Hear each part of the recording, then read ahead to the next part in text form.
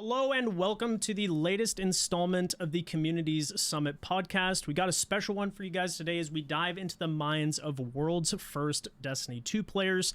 I've been a part of the competitive scene myself for quite some time now, and I personally believe this is easily one of the most underrepresented and celebrated parts of the community. There's not a lack of raid belts, but I do feel like what we'll highlight in today's episode is just the pure dedication and passion for just the end game pursuit in Destiny. And today we're joined by 5 world's first players that'll help us dive deeper into that topic that deserves more of your attention. On my right, we have Saltagreppo representing Elysium, who is part of what many people consider to be the greatest Day 1 raid team in Destiny 2 history, with 4 world's first titles to their name. On the bottom right, we have Bravo representing Team Parabellum, who brought home the world's first title for the longest Day 1 raid race in Destiny 2 history in Salvation's Edge, even outlasting the infamous Day 1 Last Wish. On the bottom left, we have Vendetta, who is one of just 12 players to earn the Day 1 Last Wish emblem and is representing Tier 1 today for their world's first clear of Scourge of the Past. And to this day, Vendetta continues to consistently place in the top 10 as he tirelessly works towards his next raid belt. Also on the bottom left, we're joined by iSpecialHero, who is part of Team Indebted and brought home the first ever world's first contest dungeon title with Vesper's Host, and is well known for his world record GM speedruns. And last but not least, also on the bottom left, we are joined by LuigiStyle, representing Clan Boundless, a member of the most recent world's first team for contest Sundered Doctrine, a race that actually lasted longer than most world's first raids. And because I'm sure people will ask in the comments section, we do not have any redeemed members as part of the podcast today. But I think everyone here can agree just how much of an impact they've had on the raid racing scene and general exposure that inspired so many people to get involved with raid racing in general. I want to highlight these players today, as well as so many others in the community who are maybe lesser known, and talk about their stories to help bring some of those to light. And lads, without further ado, the long-winded, more scripted intro is now over. Thank you guys all so much for joining. How are we doing today? Doing great, man. How about you? Dude, I'm tired. I got back from the wife and I got back from vacation. It's like the last trip before the baby, and my sleep schedule is completely backwards right now. So like I'm on like 2 hours of sleep, but I don't know if it was like because I'm excited to talk about this or my sleep schedule is like actually so screwed up, but yeah, anyways, so what about you guys? How's everybody doing? How are you guys finding Heresy so far? What do you guys think of the new dungeon? Heresy's been good. I actually enjoy the activity. It's been a nice change. I think the past activities have been like a kind of just repetitive, but Nether's been alright. Sundered isn't like Sorry, my bad. no, you're good. Sundered isn't my favorite dungeon of all time, but I can appreciate like the mechanics they had in there. I think they're pretty interesting. Okay. Yeah, I think Nether's a really good activity. What were you going to say, Luigi? Sorry, yeah. I was just going to say that I pretty much locked in pretty hard for the dungeon after we got that rolls first, so I've not had the chance to play most of Heresy yet. But I've been hearing good things about it so far, and I do plan on actually doing some of the campaign for once in a bit. You've been doing like more low mans and like helping with like contest stuff, or what have you been focusing on? Yeah, I started up streaming ever since we got our rolls first because a lot of people told me it's a good idea, and I've been getting into that recently. I've been trying to do a lot of streams. Actually, just yesterday when we had the contest makeup day, I streamed for 20 hours straight doing helps for that dungeon. Oh my god! And he's in a complete different time zone right now, so huge thank you to you for joining. Like it is coordinating everybody for this podcast was crazy, so I hope everybody at home appreciates that people are here like at the like just crazy hours of the day. But dude, yeah, I mean, I think we've seen it with Salt and so many other world's first gamers. Like, you guys definitely deserve the exposure to like show what you guys can do. So I'm so glad like anytime someone actually takes advantage and actually starts streaming to kind of, you know, show their craft is I always love that. So it's awesome to hear. Yeah. What about you, Hero? How are you finding the season so far? Well, to be honest, I'm kind of with Luigi here. I didn't really do anything in the seasonal stuff. I farmed Nether a little bit here and there. I like a lot of weapons. Wait, let's talk about the weapons. The LMG probably like the best arc LMG in the game right now. And there's The some LMG really is good very ones good. too already. Which is The crazy. area denial is pretty good, especially with the origin trait if you're chasing that. Especially with the Mhm. bolt With charge. Yeah. say that again. Especially with the bolt charge, man. Oh yeah, the bolt charge. Yeah, I cooks. forget what the perk is called, but it's awesome. With the Rolling Storm. runneth over origin trait, it's pretty good. But you have to get the Oh, by the way, isn't there adept and shiny adept? Yeah. The There weapon are, yeah. drops in the Nether is kind of weird now this season. There's I think 3 versions, or there's 2 versions, adept and non-adept, and both of them can get double perks. And then there's shiny. There's shiny versions It's of each kind of one. weird.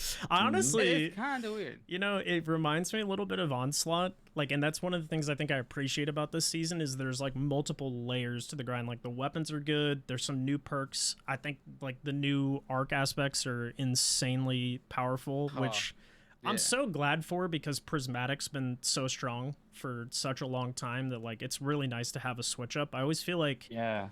any episode or season that switches up the meta in some capacity is so refreshing and like makes me enjoy the game so much more.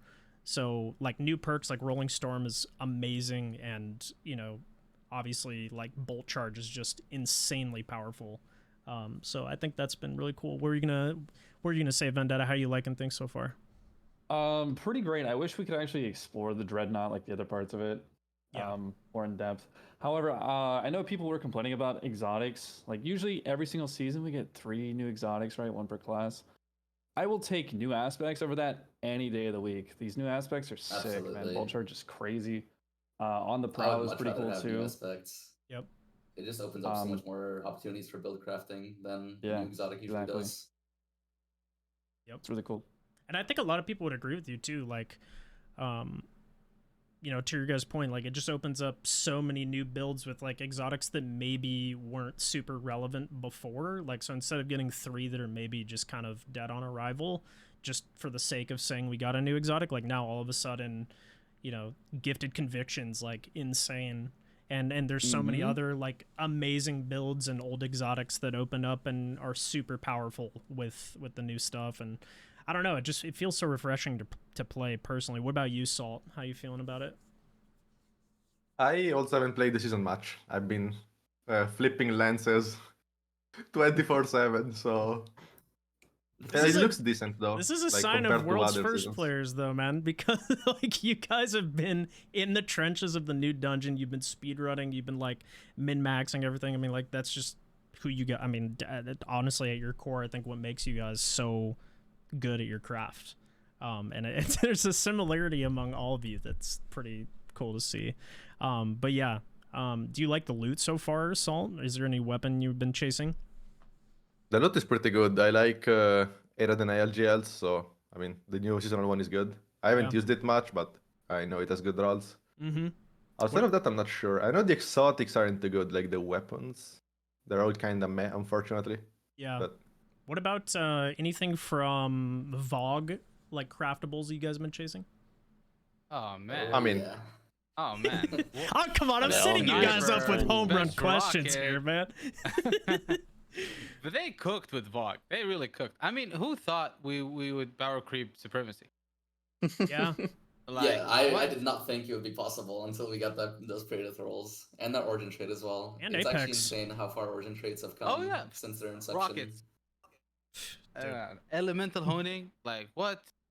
It's the best anyone thing to tried pair with that? prismatic. The snipe? It's on. Insane. What were you saying, Lethal? Has anyone tried that with the snipe? Elemental honing? Yeah, Yeah, like Yeah. I haven't seen any damage yeah, it's tests for that. crazy. How is it? Because it does more damage on With Darcy, elemental yo? honing, does more damage You- with you kinetic demonstrate? weapons. Yeah. Oh. Yeah, that's nuts. We might actually be using snipers again, guys. Nah. Don't go too Oh, crazy. it'd Yeah, be yeah, so yeah, yeah. nice. It'd be so nice, man. Yeah, I mean, overall, I think most people have been pretty happy with it, especially compared to, was it Revenant was the last episode? I don't know. I think a lot of people took a break. I don't think there was anything like majorly like game changing or like meta shifting compared to what Heresy's brought so far, and it's been such a breath of fresh air. So it's cool to see a lot of people like invested. And I love that, honestly. I'm sure there will be some competitive gamers that, like, you know, they want these 48-hour emblems to be exclusive and whatever, but I think it was super cool that they brought the contest mode back, and I don't know, I hope they do more of that in the future, at least as a permanent selectable option or something, because that's just, I mean, it's just peak Destiny. Before we go any further, I want to thank HelloFresh for sponsoring today's video and making longer form content like this possible. When life gets in the way, HelloFresh provides customizable meals that can be delivered straight to your door each week. Whether you need a meal that's quick and easy to make during day one raid races, or vegetarian options for you and your family, HelloFresh has you covered with a meal that fits you, your schedule, and your lifestyle. And when you subscribe to HelloFresh, you'll receive one free breakfast item in each box for life, the most important meal of the day. You only get that from America's #1 meal kit. Click the link in the description below or use my code to get 10 free meals plus a free breakfast per box for life while the subscription is active if you're in the US. Thank you again to HelloFresh for sponsoring today's video. Now let's get back to the podcast. Was there a thing specifically or a person that inspired you to start racing competitively? I don't know about a person.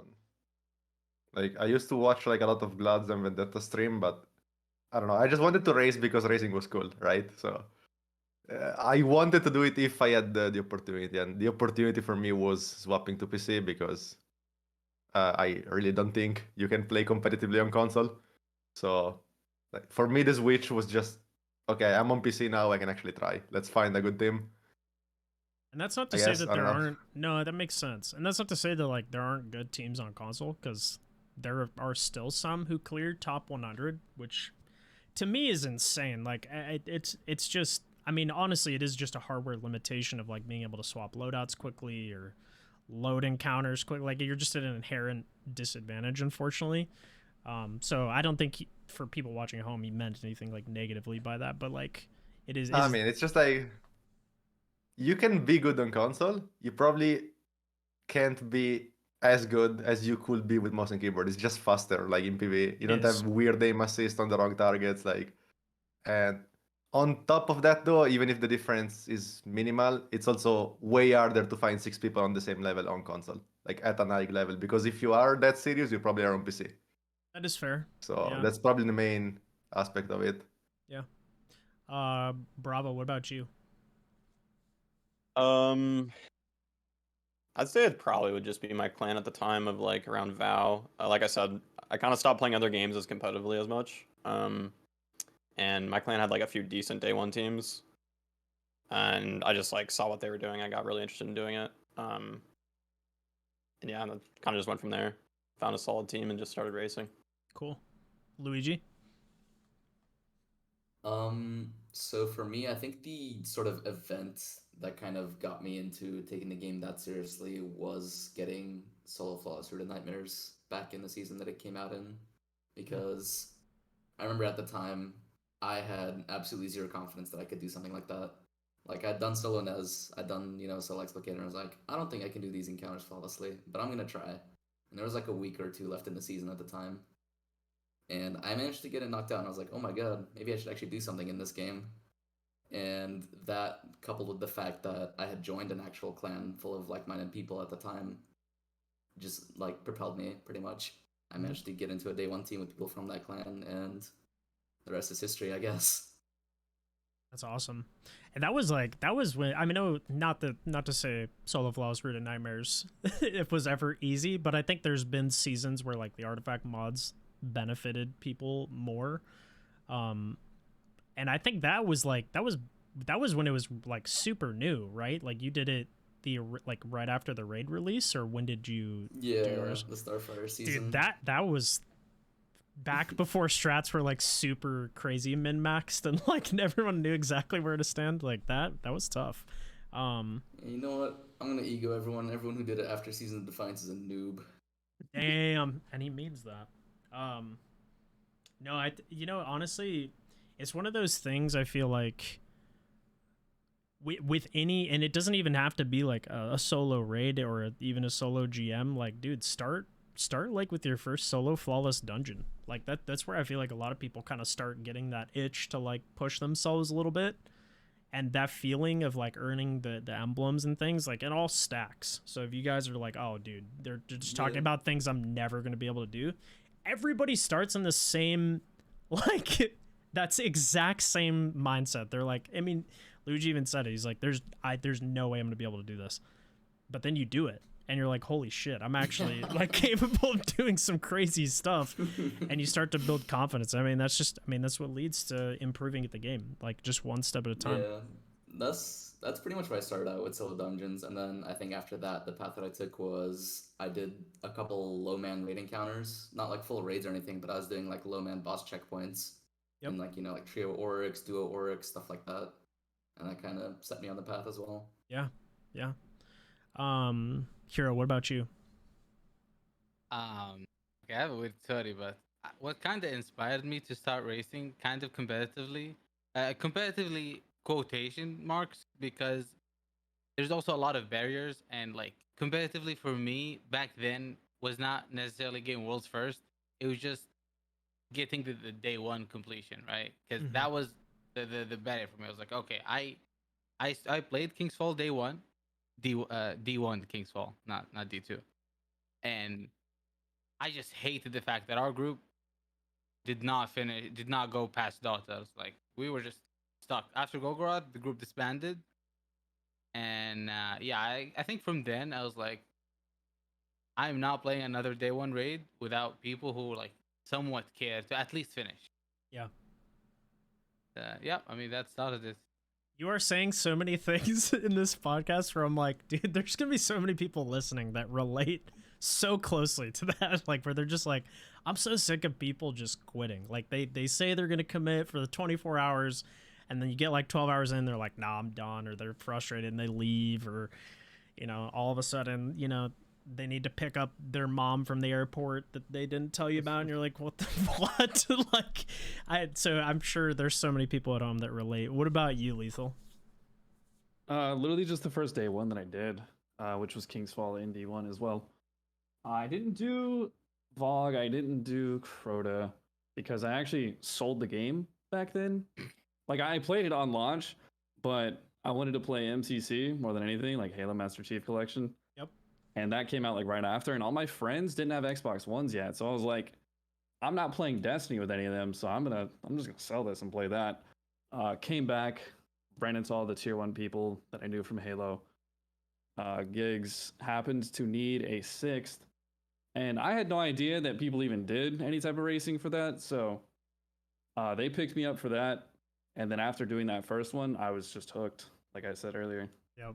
Like from then on, I was just like, this is sick. I've always been super competitive, and I always want to be the best at like anything I do. So yeah, I mean, it is addicting once you get into it. Like I could never imagine not racing, and eventually there will come a day where I'll have to just not anymore, or not take it as seriously. But it's just so much fun. Like there's just nothing like it. Really helped that I ended up doing it with the group I did it with, because if I had like a super bad experience, like I did it with an LFG group, I don't know if I would have kept doing it. And I'm sure you guys know some good players that maybe haven't been set up around the best teams, and that makes a huge difference in terms of like not only your success but your passion for wanting to keep going. Like again, being surrounded by the right players matters so much. I think for me, I have this vivid memory of like my wife and I had traveled to Ireland, and it was like it was like right after Forsaken launched, and we had planned our trip like way ahead of time, so like didn't know when Forsaken was launching or whatever. And then it launched like a week after, like I think we were going to Ireland like a week after Forsaken launched, and like the only thing I wanted to do was play the game.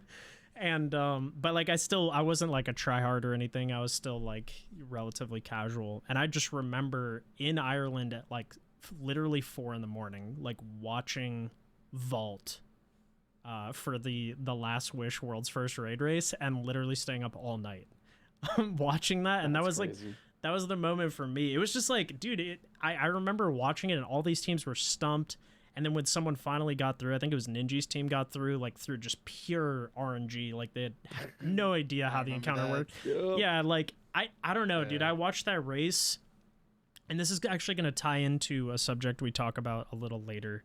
But just seeing like, I don't know, the level of competition and like how many teams were struggling and then overcoming, like that was one of the coolest experiences for me to watch, and that definitely got me to want to start competing.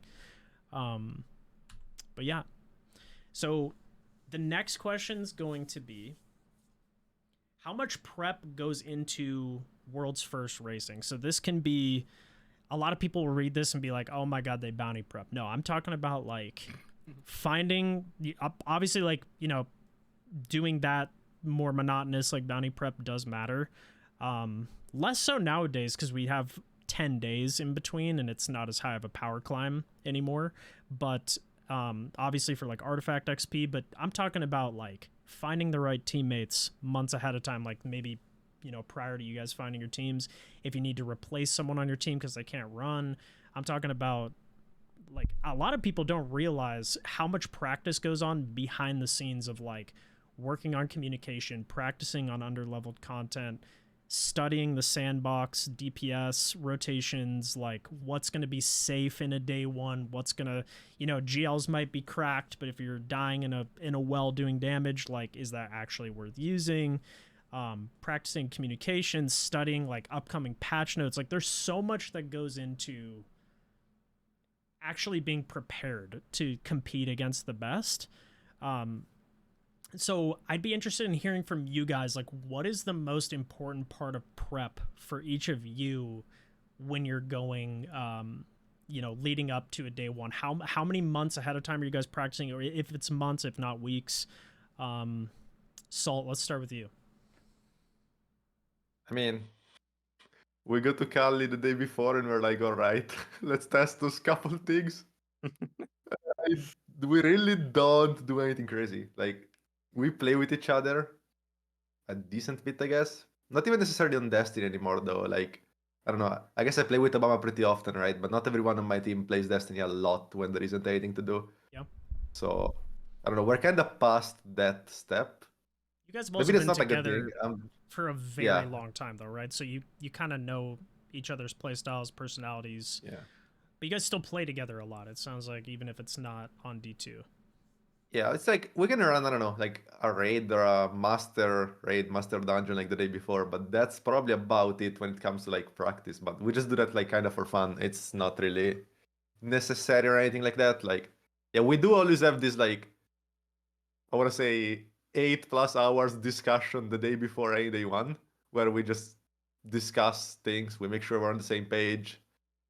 Damage strategies, like team comp. But I mean, the team comp is usually decided like when you know the patch notes because you already know what's good, what's not. I guess you can discuss leaks if there are any, like stuff like that, right? But for the most part, it's just like, yeah, it's mainly just the day before, or when the expansion comes out, we still sit in VC, right? Even when I stream, so we discuss things even during that. But Yeah. not anything too crazy. Yeah, makes sense. I feel like what's good is usually known, and that's the main thing you really need to know. Like, we are past the point of needing to like practice our communication or like our teamwork. Like, we've played together a lot of experiences. That's current day. What about like prior to getting a world's first title? Was that different? I mean, I don't think I played. Like, say DSC when I got contests, right? Like, you guys, what did you got second? I think, if I remember correctly, right? Yeah, I barely played with many people on the team back then. Like, okay, maybe not barely, but like definitely not much. That's insane. I wouldn't say a lot of practice went into that. That's not where I thought this was going. I'll be completely honest with you. That's not the answer I was expecting. Do you find that those discussions the day before, because like my team's done very similar things where like we'll sit and talk about, do we want to change anything with the comp based on the patch notes? Like, is there anything that's changed, like weapon wise? Like, how are we feeling about whatever? Like, do you find nerves build up during that like 8-hour discussion at all, or are you kind of past that point? What do you mean by nerves? Like do you get if I nervous? get mad during the discussion? No. Like, do you get like butterflies in the stomach at all, like getting ready for the Oh, day one race? I can feel that maybe when I'm going to bed the day before or like right before the race, not during the discussion. Like the discussion is usually fun. It's actually one of the most fun parts of the racing aspect. I want to say Yeah. like theory crafting and stuff like that. But no, it's usually super chill. Like we argue a lot about the dumbest things. Uh, but yeah, Interesting. it's like I think we had a 2 hours discussion before VOG on how we should have uh, tested Atheon challenge. So like we were like, what if the challenge is to shoot like what should we do? Should we have one person shoot 2 oracles and see if we wipe, or should we try to have each person shoot a single oracle? And like we just discussed for 2 hours what we would have done in the first pool, which didn't really matter. Would have saved like 2 minutes, but we discussed like all this stupid stuff a lot. And, I like mean, pre-plan what we're gonna do every time we get in an encounter. but that stuff actually makes a huge difference on the day. Yeah, like it might not It seem like a does, lot to yeah. you, but like a lot of people don't think that way, honestly. I think, or like people who might be newer to racing, like they ask one of the questions on Twitter I actually pulled before we got started, and someone was like, "What do people do besides bounty prepping?" And it's thinking ahead of like us. Okay, so like in the reprise raids, for example, like what could the challenges potentially be? Like we kind of know what the general encounter is going to be because we experienced it in D1, or we've watched videos on like, you know, how they operated. And generally at this point, they don't change the encounters like a huge amount. So you can kind of start to theory craft, okay, like what could they potentially shift or like force you to do? So like, I don't know. Like, I think that's an interesting insight, honestly, that maybe a lot of other players who are newer to competing or want to get into world's first rating, you know, may not be thinking about yet that they might now. Bravo, what about you guys? I mean, personally, I think most of the prep for my team has gone into just finding the right players. I like to feel comfortable with my team. I don't want to ever feel like I'm just raiding with LFG players. You know what I mean? Just like picking players that have like good accomplishments and just running it. I like to like feel comfortable with my team, feel like we're friends. So how do you go about doing that? Is that like months ahead mean, of it's a time little- playing with people, or how do you get to that point? It's more of like just a little bit of luck with finding the right people. I found like the people I've been playing with the longest on my team is like Jake, Dracus Shadow, and Astro, and we've been playing together since VOW. And it just kind of works out, right? Like you find some guys that you're comfortable running with and you're friends with, and you kind of just keep running it back. And then we've changed our teammates up a little bit, but and since Crota, we found Tyrax, amazing player, great guy. And yeah, so I would say most of the prep goes into just finding the right guys, because I think that's the most important part. And then in terms of like actually playing Destiny, we take a pretty large break after like every DLC drop, and we usually come back like 1 or 2 months before the DLC, get all the guns that we need to get, do some underlight practices, maybe like every other weekend until like the raid drops. But yeah, definitely like I think the most important part, if I had any advice for anybody, would just find the right group of people to play with. Because skill is one thing, but meshing well and communicating well during a day one is the most important part, in my opinion. Could not agree more. No, I think that's really good insight, and I think a lot of players are kind of taking that approach where like it's super healthy to take a break from this game now, especially that we have a reduced cadence of how often we're getting raids and dungeons. From what it seems like, at least with the Frontier schedule, it sounds like 1 raid and a dungeon per year. Could be wrong on that, but you know, you don't want to burn yourself out. You want to stay passionate about it. And I think a lot of people are coming back, like you said, like a month or 2 ahead of time. And they, you know, it kind of like reignites that fire for you to be like, okay, I need to get these weapons. I want to make sure I'm prepared. I know the meta. Like you know, I've got all the guns that I need to get. You know, we're fine tuned again. Cause like, I mean, we've all played this game so much. You don't just forget how to play D2, but you definitely need to stay sharp. Cause I think like my teammates, so one of the most like tragic scenarios for our team was I think we were on pace for like top 15-ish on VOW, and we got hit with severe error codes on Caretaker, and we had to kill him twice, and then we got soft locked. It was just a nightmare. And so a lot of people quit, and they came back kind of like, you know, a week or two before and weren't sharp, and Kingsfall was the worst raid the worst race we had by far. And so like, I don't know, for us that rust definitely showed, and their lack of the knowledge of you know, maybe not like what are the best DPS options, what are the best classes to run. It's crazy how much can actually change in even, you know, 4 to 5 months in terms of meta. Like, I'm sure if you ask people right now what's meta versus I guess like prior to final shape, like it would just be, you know, you'd go from Lucky Pants Hunter to all of a sudden it's like Bolt Charge. Like, what the hell is that? Like, no one even knows what that is, and it's just crazy how much that can shift in a period of time. So Luigi, what about you? So in terms of stuff before the actual raid, so months in advance, we pretty much just play together like other people have been saying. We do underlight practices and raids, the underlight master, that sort of stuff. Something that we've recently started doing actually, which I think was a lot of fun, was we had people in our clan come up with custom challenges for us to do in underlight master raids. And they would not tell us what the challenge is, so we'd have to figure it out. Kind of like figuring out the challenge on like a reprisal, or like figuring out a mechanic in a day one raid. And we just have like our scout, for example, just sit in the VC and watch us do it, and, you know, call challenge failed if we did it wrong. And that was a lot of fun for us. That's cool. That's cool.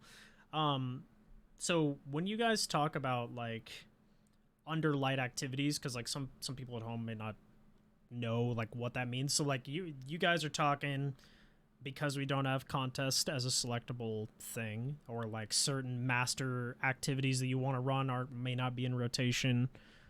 How are you guys like hindering yourselves or like challenging yourselves to get that type of practice in? So the general meta now for underlighting stuff after, you know, the final shape changes with fireteam power is you pretty much have everyone but one person in your fire team just put on, you know, like that 21 power class item, or like a Festival of the Lost Mask or something, to basically get their power like ridiculously low. And then you just have one person run like between 1 and 3 1900 pieces, and they act as your sort of power anchor for whatever activity you're in. Gotcha. Okay. Interesting. Yeah. And we do, you know, somewhere like we usually do like 2 to 3 pieces for stuff, and we're like, you know, between 50 or 70 or whatever power under for that activity. Do you find, so like we've done similar stuff like that in the past as well, and it is beneficial, I think, obviously for survivability. Do you ever feel like that plays a downside, like it makes you play too passive in certain situations, like you would approach the game differently being that underleveled versus? Yes. Yeah, if we're too underpowered, then yeah, our playstyle does end up becoming like too passive or too safe, to where it's not something we would do even in a day one scenario. Yeah. That's why you kind of have to be careful not underlevel too hard. Otherwise, you're just gonna be it's good killing bosses and all that stuff. Yeah, I feel like it's good as like a DPS check and like communication, but yeah, you can sometimes end up playing a little like too different. I think we experienced that, like we were doing like 80 under DSCs or something, and then like it came to day one and some of the DPS strats we were using were like, dude, we didn't need to be this safe, like this is just dumb. But it is really good practice. Hero, what about you? How do you prepare? Okay, so like I'm kind of in a weird situation because it's my first year with the Indebted boys. And from what I know, I mean, this is what we also did for the 2 dungeons that we played.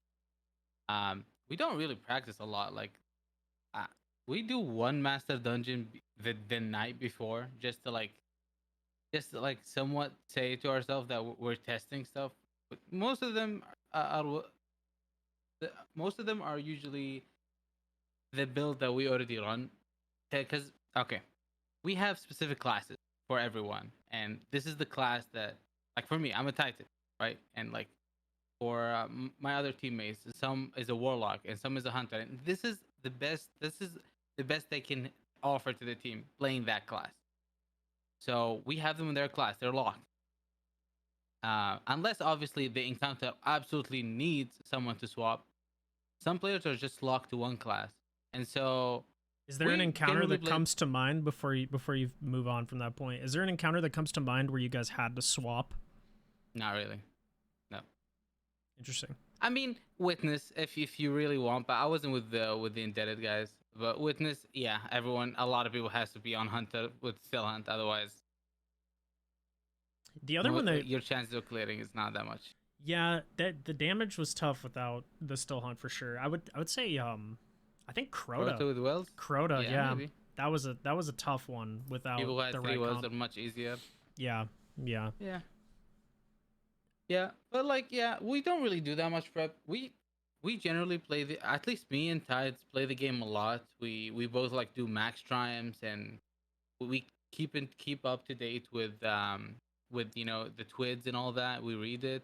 We generally we yap a lot in our Discord. We're very active. Like almost every day we're in the Discord talking. Almost the whole group. So it's just finding good people and enjoying the time with them, and eventually you'll yap a lot about the game, especially about the common thing, right? Our common thing is we all care about day ones. We all like want to do good, obviously. So Yeah. we just yap a lot. So I think it goes with time that we're just reading all the twids. We're usually always discussing, okay, this is the broken stuff now. This is the broken stuff next season. This might the cope. Oh my god, the amount of weapon copes we have. Oh, dude, Is you end up insane. using 3 My weapons vault is on day full. 1, and then you bring in Oh, no, like no, no. 9, and it's like you don't use half of them, but you're like, bro, this could be insane on day 1 with the buff, and then you don't end up using it. That is true. Yeah. No. Yeah. I mean, we don't really do that much prep. I mean, most of the damage testing we don't really do it ourselves. I mean, I guess we'll test the stuff that we're absolutely gonna use the night before. Mm-hmm. But most of it, you just see the numbers with that. We have a great community, right? Like Aegis sheets, he tests them in a certain way. Yep. But obviously you have to read the sheet as well, because some of his testing assumes like perfect rotation with crazy like whatever the warlock boots are. So you just gotta read the details and do your own test. How often do you like- guys to comment on that point? How often do you guys prioritize like safety / ease of DPS versus like absolute min maxing best possible damage? Like that It really question just goes to depends on anybody. the player. Depends on the player. What about If the you're- rest of you if guys? if you're We hate there, Acreus. if you know you can do it, you can do it, and then it's fine. Yep. If there's some risk, it's not worth immediately, because almost never it was about damage. It's almost never was damage. Yep. I guess Witness is a different thing, but especially the finals, it's almost never the damage. So it's got to be comfortable. Yeah. What about you guys? Did anybody else? Do you guys focus on like more safety or like I guess like 100%. sustain Yeah. versus best Yeah. possible damage? Yeah. So Pretty we much are just safety. big. Yeah, we're big exotic heavy haters, because we like to have a primary or like an energy to help Yeah. just get us 2 damage, right? So if a legendary heavy can carry our damage, we're 100% going with that. We've had issues on Crota and Salvation's Edge using Acreus to try and get us. Like for Crota we used Acreus, for Herald we used Acreus, and that made running way harder. Like getting to damage was way harder for us Yep. for that exact reason. So anytime we can use a sword over Acreus, we are 100% doing that, because you can block with the sword and take 95% less damage. So Yep. that's our philosophy. I think Yeah. we did the same thing for Yeah, Herald as yeah. well.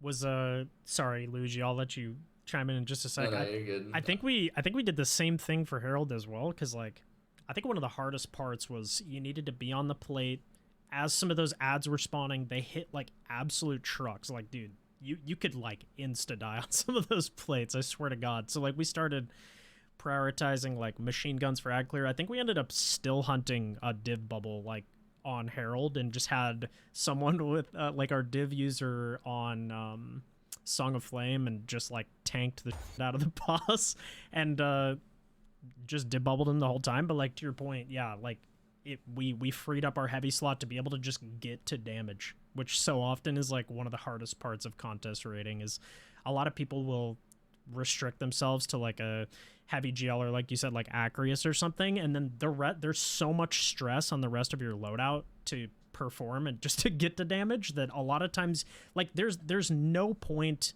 in using something where you can't even get to damage just to min max damage, because like you're never even having the opportunity to do DPS. So I feel like that's where a lot of players make mistakes who are running for maybe the first time or like aren't super experienced in day ones, is like they always try and min max the damage and don't really think about like just consistency and safety. See, that's kind of our downfall is we know that we're good enough to be able to min max 2 legendaries and run a heavy for our damage, but at the same time it would have made it just so much easier because we still ran Acreus. Like, we had the conversation after Crota where we were like, we should have just used a sword too, because again, the blocking aspect would have made it way easier. But we stuck with Acreus because we egoed it a little bit. Yeah. And it ended up biting us in the And I go ahead, Luigi. Sorry. No, go ahead. No, I was just gonna say a lot of what you guys been saying. I'm of the opinion that I personally think that I don't think we're really ever gonna get, I don't think we're ever really gonna get any damage checks in day ones anymore. I mean, the last time we got an actual damage check was literally before I even started my, sort of racing career. It's been that long, so I don't think we ever just prioritize min-maxing any of that stuff anymore. We just prioritize doing good enough damage, because even in the last couple, raids and dungeons and stuff like that on contests, people were almost two-phasing some of the bosses. Like, damage is just not that tight anymore. Yeah, I think at least, I don't know, you're probably different because like obviously all those world's first players, like, you're very mechanically gifted, so people may not be able to buff stack or maintain debuffs like as efficiently as you guys can to make damage as free as you guys might make it. But yeah, like generally safety and sustain over just like, going balls to the wall damage. And going from like Special Hero's point of, and honestly, all you guys, you talked about like the main theme is just you guys play together, whether it's like in D2 or other games or whatever. Like, that's the constant thread I've heard from every single person. Vendetta, is that the same for you guys? Do you still play a lot with your day one teammates? I know Special Hero, you're an absolute grinder. Like, I see you running solo speeds all the time. I see Vendetta, I feel like, is very similar, and not everybody plays the game to that certain extent, but the common thread amongst all of you has been just, how much cohesion you have with your teammates, and prioritizing finding, like, well ahead of a day one, just prioritizing finding the right people that you mesh with, I think is super important. But Lethal, what about you? How much prep do you guys end up doing? Yeah, so like everyone said here, most of the prep happens well before a day one, but also it's not something you have to actively really do, because if you play the game and you keep up with it just by default, then you're mostly prepped already. It's more just figuring out class loadouts, team comp, stuff like that. Yep. Do you do much practicing? Like, does your team get together on a weekly, bi-weekly, monthly, just to run? Like, we try to, because we've swapped out a lot of players over the last year or so. Not too many, but just like one or two here and there. So, as everyone said here, chemistry is the single most important thing. And when you have new people, you need to build chemistry with them. So we were doing underlight raids, stuff like that. The same thing that Luigi said that their team does, with having a scout come up with challenges and tell you to wipe if you like mess it up, and then you discuss and try and figure it out the same way you would in a day one. We did a lot of that too. And we played Minecraft. That as well. Like, did you do the Minecraft raids? Hell yeah, dude. Those are sick. Hell yeah. Dude, if anyone wants to prep for a day one, go do those. What is it? Castle to None. The last raid is the peak. It is. There's 3 of them out now. It's like people who are making Destiny inspired raids in Minecraft, and they have Destiny style mechanics like class loadouts, everything. It's really cool. Check those out. That's awesome. I don't remember what they're called though. I mean, a lot of it's just putting yourselves in more of those situations, like, and it doesn't even have to be like, oh, you go and raid with a group in Minecraft. That's amazing. Or like doing crazy underleveled stuff, but like, consistently run GMs, try and run them faster, put yourself in solo dungeons. This is for people who like might just be getting into like being more competitive side of the game. This is obviously like at the top end, like the level of prep that they're doing and like the things that go into performing really well and like forming those types of like connections with your teammates. But it's just putting yourself in under-leveled environments, like whether it is GMs or doing master activities or, you know, trying to solo dungeons or whatever, just like getting more comfortable in those, like, I guess, good stress situations to like kind of sharpen your skills is, I mean, you're just going to make yourself a better player. And that goes, and then, you know, builds with low mans and other things like that. So this feeds into the next topic, and you guys have kind of, you've hinted at this a little bit. I feel like I know where a lot of you guys are going to go. But what do you find to be the most important traits for day one teammates? Is it, and I'm thinking of this in an era where scouting is so prevalent, right? So like, you know, now every top team has a scout, maybe 2 or 3 that are scouting other streams. They're, you know, and obviously being in a world's first position, you guys often are leading that charge or are in some of the top teams actually figuring out the mechanics that end up getting scouted. But do you guys find that mechanical skill, chemistry, or mechanic solving is like the most priority? Do you feel like it's a mesh? Do you guys look for, okay, we have these certain elements to our team, kind of here's, you know, what we feel like we need to fill? Like, for your example, Vendetta, I'll let you start with this one. Like, say you guys had those 1 to 2 spots to fill. Was there a specific role that you guys were looking for? Like, did you feel like you had vocal leaders and needed people more to just come in and slay and do damage? Or how did you guys approach that? Our team is more of a mix of everything. We don't really have any like clear-cut leader necessarily. Everyone kind of does everything, but it's an encounter over encounter basis, right? If someone like has this figured out, then they're leading that encounter. And same for pretty much anything related to that. So, I'm trying to think of like our roles. Like ATP right now is definitely our mechanic solver. So when we were picking up Rem, we really just needed someone who was good, who already, you know, knows the game really well, who performed well in other raids as well. So we just wanted him to come in and slay out. Obviously, we haven't done a raid with him yet, but he seems like a really good pickup. So, okay. What about you, Hero? Okay. Can we? Okay, we have mechanical skill, chemistry, and mech solving, right? Mm-hmm. Without chemistry, I feel like we should remove chemistry, because if you're good mechanical skill but you're toxic, just keep yelling at everyone, or like, you know, just kind of feed into negativity to the team. That's really not helpful. Also mech solving, right? I feel like chemistry should be taken out of the equation, because it's let's make it mech solving versus mechanical skill, and I would say every team needs at least 1 or 2 mech solvers and 4 really good execution, like heavy such mechanical skill good players.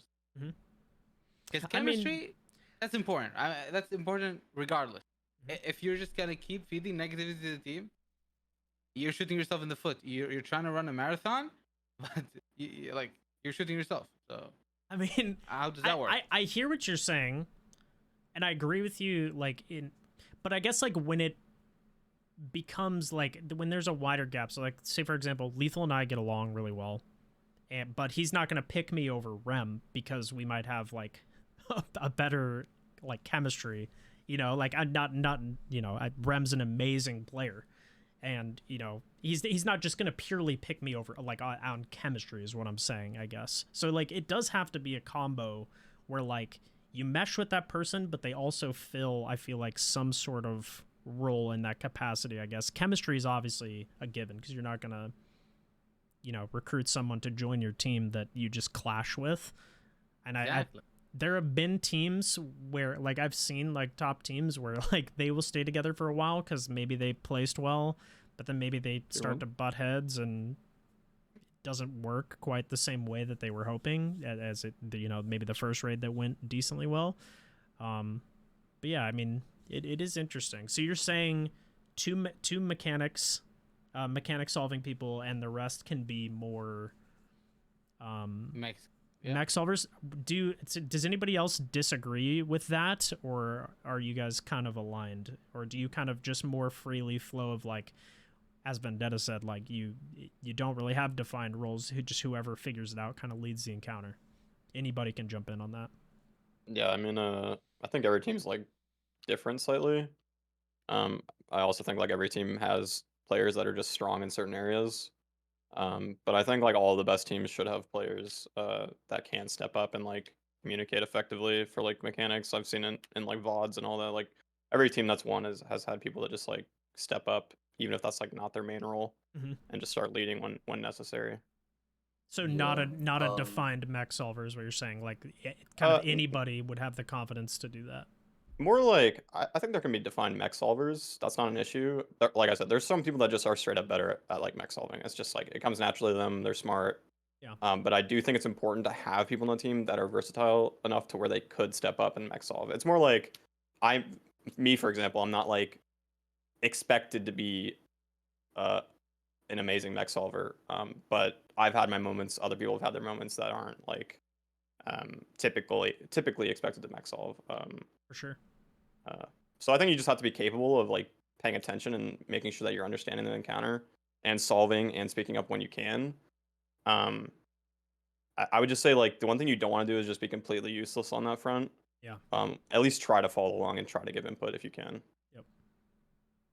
Yeah, the worst thing is when your whole team has something figured out, you have someone in the back just going, "Hey guys, wait, how do I do this again?" Absolutely And not. If it's you're AFK, actually- you're doing something wrong.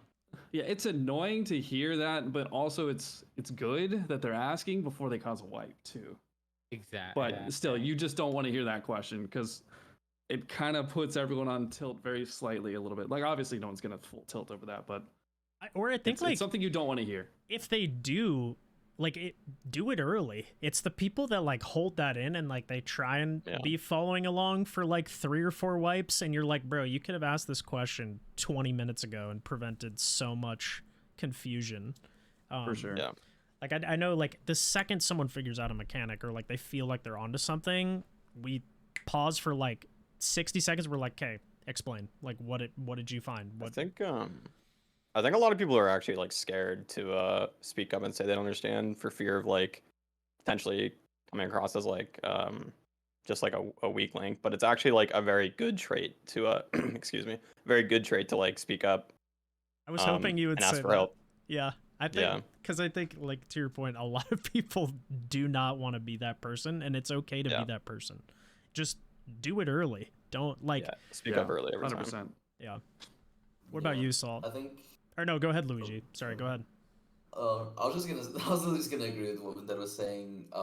When we first started on this topic about not having a particular, IGL, and just whoever understands the encounter best. That's how we do it. Whoever understands the encounter best at any given moment is sort of the person who's gonna be directing everyone and making those calls. And every team's different. Like you guys might mesh that way. I mean, I guess it's just all based on who you're running with, right? Like some people may just be like, nope, I'm gonna go heads down. Like I know I think Salt used to play like I think Slap was like the self-proclaimed like just heads down ad clearer who would kind of just like kill everything and then other people would focus. But I don't know, Salt, if you have like a different opinion than anybody on that.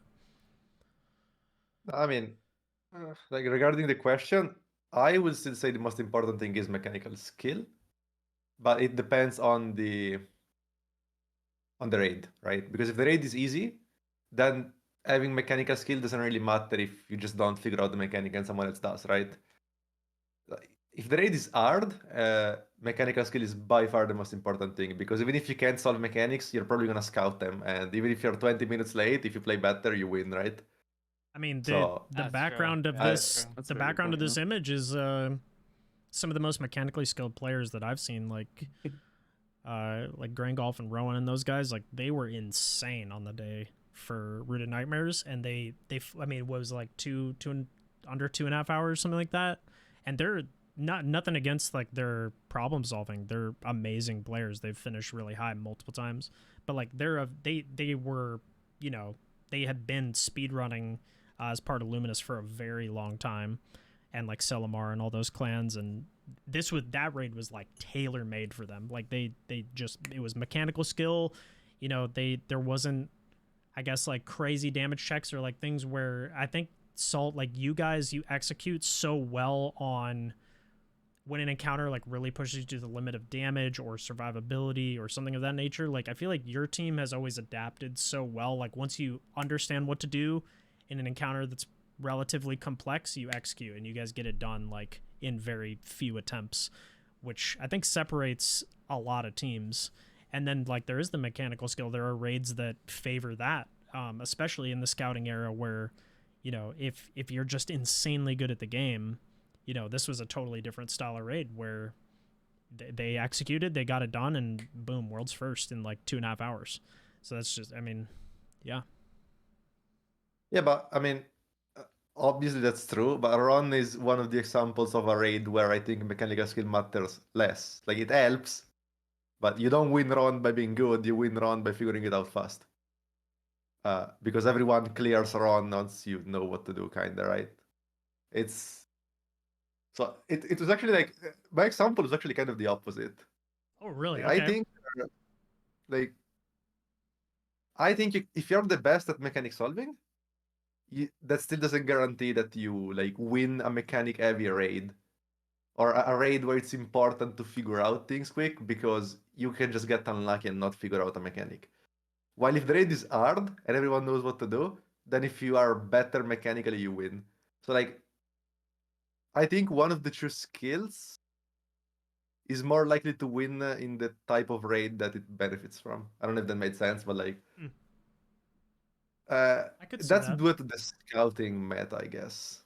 Right? Like, I don't know. Between the two things, I definitely think it's better to be good, even if you don't understand mechanics. Obviously, though, you need to like, especially if you're leading, you want to be good at theory crafting mechanics and stuff like that too. But I do think it's less important. Also, I think more than figuring out mechanics, a team has to be good at adapting, like doing the mechanics once you understand them. I think that's way more important.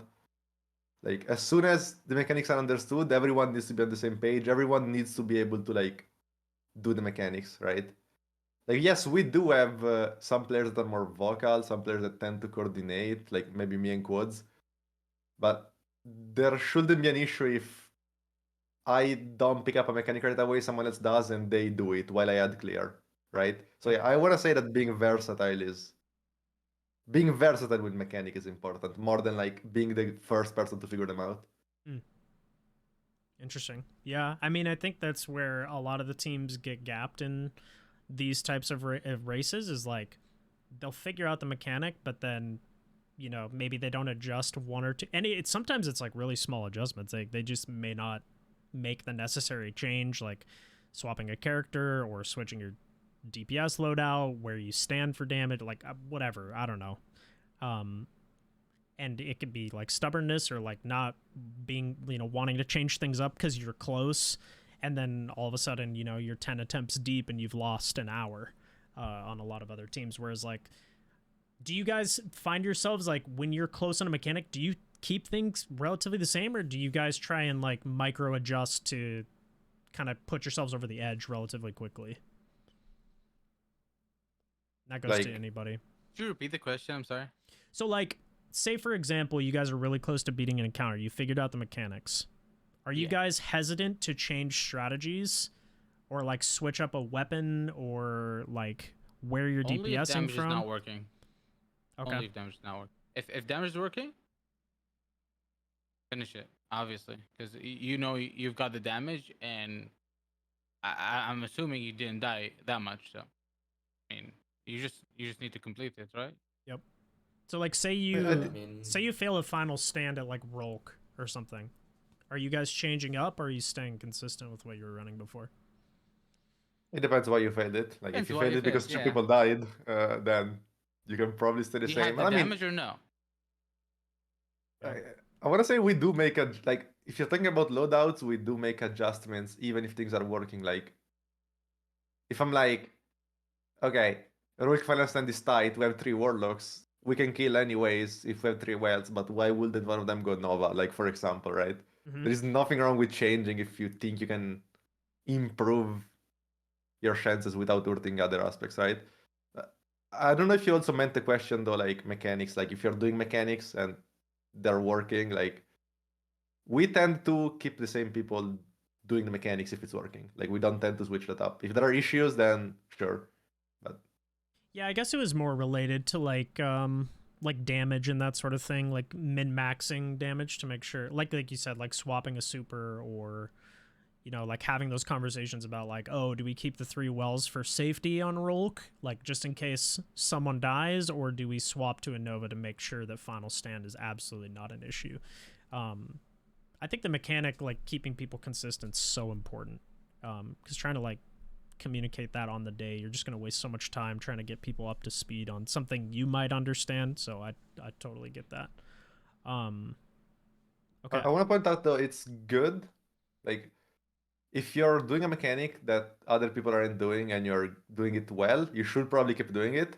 But you should also try, especially during downtime, to explain your teammates exactly what you're doing, in the chance that in the next encounters they're gonna have to do it. Yep. If you're on final boss, it doesn't matter, right? But if you're on first encounter and there is a mechanic that only you are doing, you should probably get everyone up to speed so that, yeah, because raids often tend to switch up roles in later encounters, right? Or Yep. force that, I guess.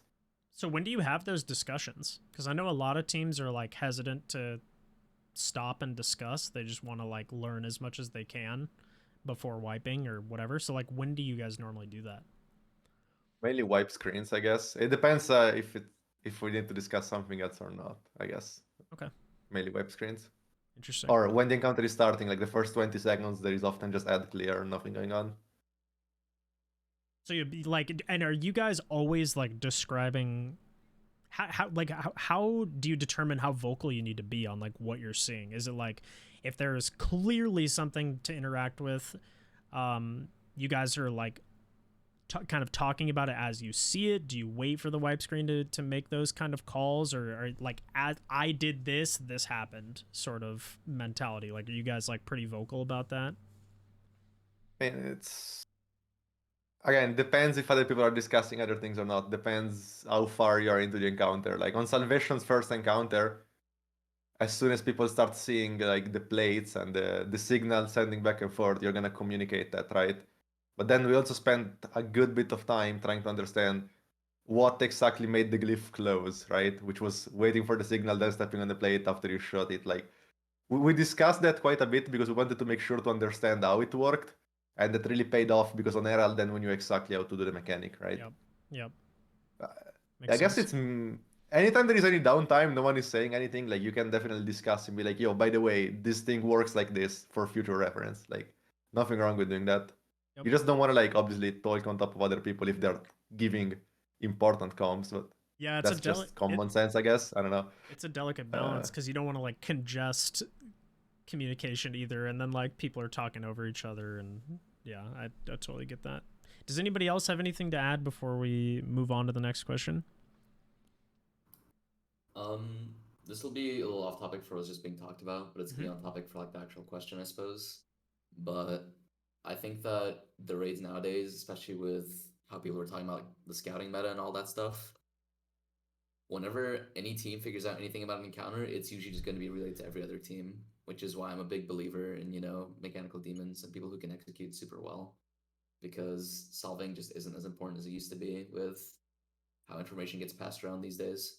Yeah. And, we do still have those like outliers, like Verity and Karev, I guess you could even say, where, you'll just be staring at your own reflection in the monitor because everyone just blacks out their screens. But that's not always going to be a thing. Most encounters during raids and dungeons will not take that long to solve. Yeah. And it's just going to be about execution. Yeah, that's fair. I think the only thing I would mention is that like mechanical skill is definitely one of the most important things. I think to win at anything you need to have a certain level of skill for sure. It's not listed here, but I think being able to like take criticism well without fighting back on literally everything is definitely something you should look for in your teammates. There's a lot of players that they're like the type of player that's like it's never their fault. In my opinion, that's like one of the worst things you could possibly play with in a teammate. So if anybody's looking to build a team, sincerely suggest finding people that are humble enough to like want to get better and understand that they're not like the perfect player. Such a Because good like piece you're of never done advice. improving. Yeah, that's such a good piece of Agree. advice. And I think everybody's like, I mean, we're human, right? You always want to perform the best that you can and not feel like you're the one letting your team down. But like, Yeah. we're human. Like everybody makes mistakes on the day. I've had encounters where I've played like absolute garbage and my teammates have picked me up and vice versa. And I mean, that's just part of the experience is like you learn from that in successive day ones of like, oh, this didn't go well for me. I'm not going to do that again, or I'm going to be more receptive to my teammates' feedback on wanting to switch up positions or I don't know, anything. All right, so this leads me to a question I was originally going to dedicate its own like slide to, but I didn't really necessarily want to do that. I kind of want to more tie this into the general conversation here. So anybody can jump in on this, but with the traits that we were talking about like what makes a good teammate, what would you guys say is the player in the Destiny community that either you've played with or that you've witnessed, participate in various world's first competitions at this point? Who do you think is the most either underrated player that hasn't achieved a world's first title just yet, or that you think deserves it the most? Can I list more than one person? You can. Okay, so Dadbot, Zazzy, Rem, ATP, and Zemo. My entire team. I think you guys are very consistently like Very biased. a little Just a biased, little bit. a little biased. Slight bias. For people watching at home, that's his entire He rating. listened to his whole team. No, I love that answer though. I mean, you guys, Yeah, man. where have you've been consistently placing like in the top what, like 10 to 20 most rates? The first placement we had with this team was 26th in Ron. Mhm. We shuffled some players since then. Crota was 7th with our actual. Actually, this isn't even our. We have Rem now. We had someone else for that. We had Arax, but Salvation's Edge was 3rd. Wow. So 26th, 7th, and 3rd with not tier 1 for me. When did you change from like the tier 1? What was the King's Fall. Okay. Was that just You remember what people you remember how you lost said interest? your team? Kind of, yes. Like we always say, getting the belt was the worst thing to happen to us as a team Mhm. because it was something. It was a goal we went for since since original King's Fall, and it's kind of ironic that D2 King's Fall was the raid that broke our team apart. Mm. But getting that belt made people just not care as much and stop playing the game. Yeah. So the team kind of just eventually fell apart. Also, I think, I mean, this is a little bit of T1 glaze, but I think you guys just have people who are generally good at like a bunch of different video games. Like, I know Giggs has done like pro scene in Apex and is like one of the best players in the finals. And I know Game Sager's like insane on the Halo competitive scene. So, and I'm sure the rest of the team also as well. So I'm sure like, interest in those other games and playing at a high level, it probably detracts from being highly competitive when Destiny's also slower. Yeah, it's hard to get everyone on the game, especially towards the later end. Like Yeah. the biggest jump, I think, with the King's Fall conversation that you had with your team, I think the game changed a lot between Vow and King's Fall. Yeah. So, and my team wasn't playing the game anyway. Like we had the chemistry, we had like the same level of chemistry that I would say Elysium has now, but people just stopped playing the game and stopped keeping up with it. Like they still keep up with it and keep playing it, so they're gonna keep playing at a high level. But my team just kind of stopped. Like I think everyone just sort of fell out of love with the game. Yeah. Except for me. Damn. And that hits. I'm sure that hit for a lot of people at home. Okay, let's go Luigi. Oh shoot, man. I don't really got too much to say about this one because I don't actually keep up with how other teams do too much. But I know one person or one person's team that I've heard a lot about deserving the belt is actually what Vendetta was saying, ATP and you guys. I know you guys have gotten very close multiple times, and you've been in the lead a bunch from what I've heard in some previous races. Yeah, I think ATP's team. I think even before you two teamed together, like he had problem solved several encounters and been first to boss, and then just couldn't bring it home. So yeah, exactly, we actually tried to pick him up exactly what for. I'm talking about. I'm sorry. I don't wanna No, say no, anything. that was all I got. Yeah, you got it. I was just gonna say that we tried to pick him up after King's Fall because we were trying to like shuffle players in and out. We tried to pick him up for King's Fall, but that team ended up just full on exploding. So oh damn. but yeah, even since then we were like looking at him as a player. That makes sense. Bravo, what about you? I'll give two. One of my teammates, I think he's like super underrated, and like he's just like not like a very outgoing guy, so I don't think people really know him that well. But Draka's Shadow is like individually probably like the best Destiny player I've ever seen in my life. Insane, like at everything. So I'm gonna give him some glaze, and then the player outside of my team that I'll recognize that hasn't won anything yet that I think is due is Obama Gaming. Yeah, That's also my an choice. insane player as well. Big shot, actually. Yeah. Yep. Special Hero, what about you? Outside of my team, of course, I would very biased here, but I would say Sutek is an up and coming goat, and he's obviously like not with my team, but yeah, he's been a great player, and yeah, I really if he finds the right team, I think they have a really good chance at World's First. He's very mechanically gifted. I've seen some of his speed runs and things like that, for sure. Yep.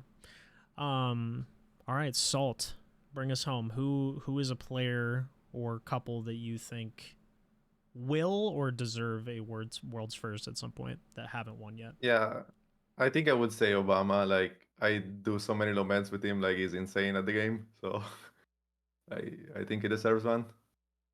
Obviously, he's on my team too, but yeah, I mean, what about that's why he's on my team, I guess. player that's not on your team or outside of your clan? I actually don't know. There are just so many that I don't know if I can pick one. Like It's there are really many hard. good players. Right? There But are like so many talented players now. It's also hard to answer because there are many that are maybe very good at like low mans, but that doesn't mean they're very good at the day one. So that also makes it hard to answer, right? Yeah, true. Like, I want to give a special shout to perennial second place. Like, sadly, I mean, and I'm surprised no one said it, but it's insane to me. Like, I think we can all agree at this point in his like Destiny career, Datto is not the most mechanically gifted anymore relative to like all these like up and coming goats and just crazy players. It's just insane how many times Math Class has placed like as a top placement but not quite won.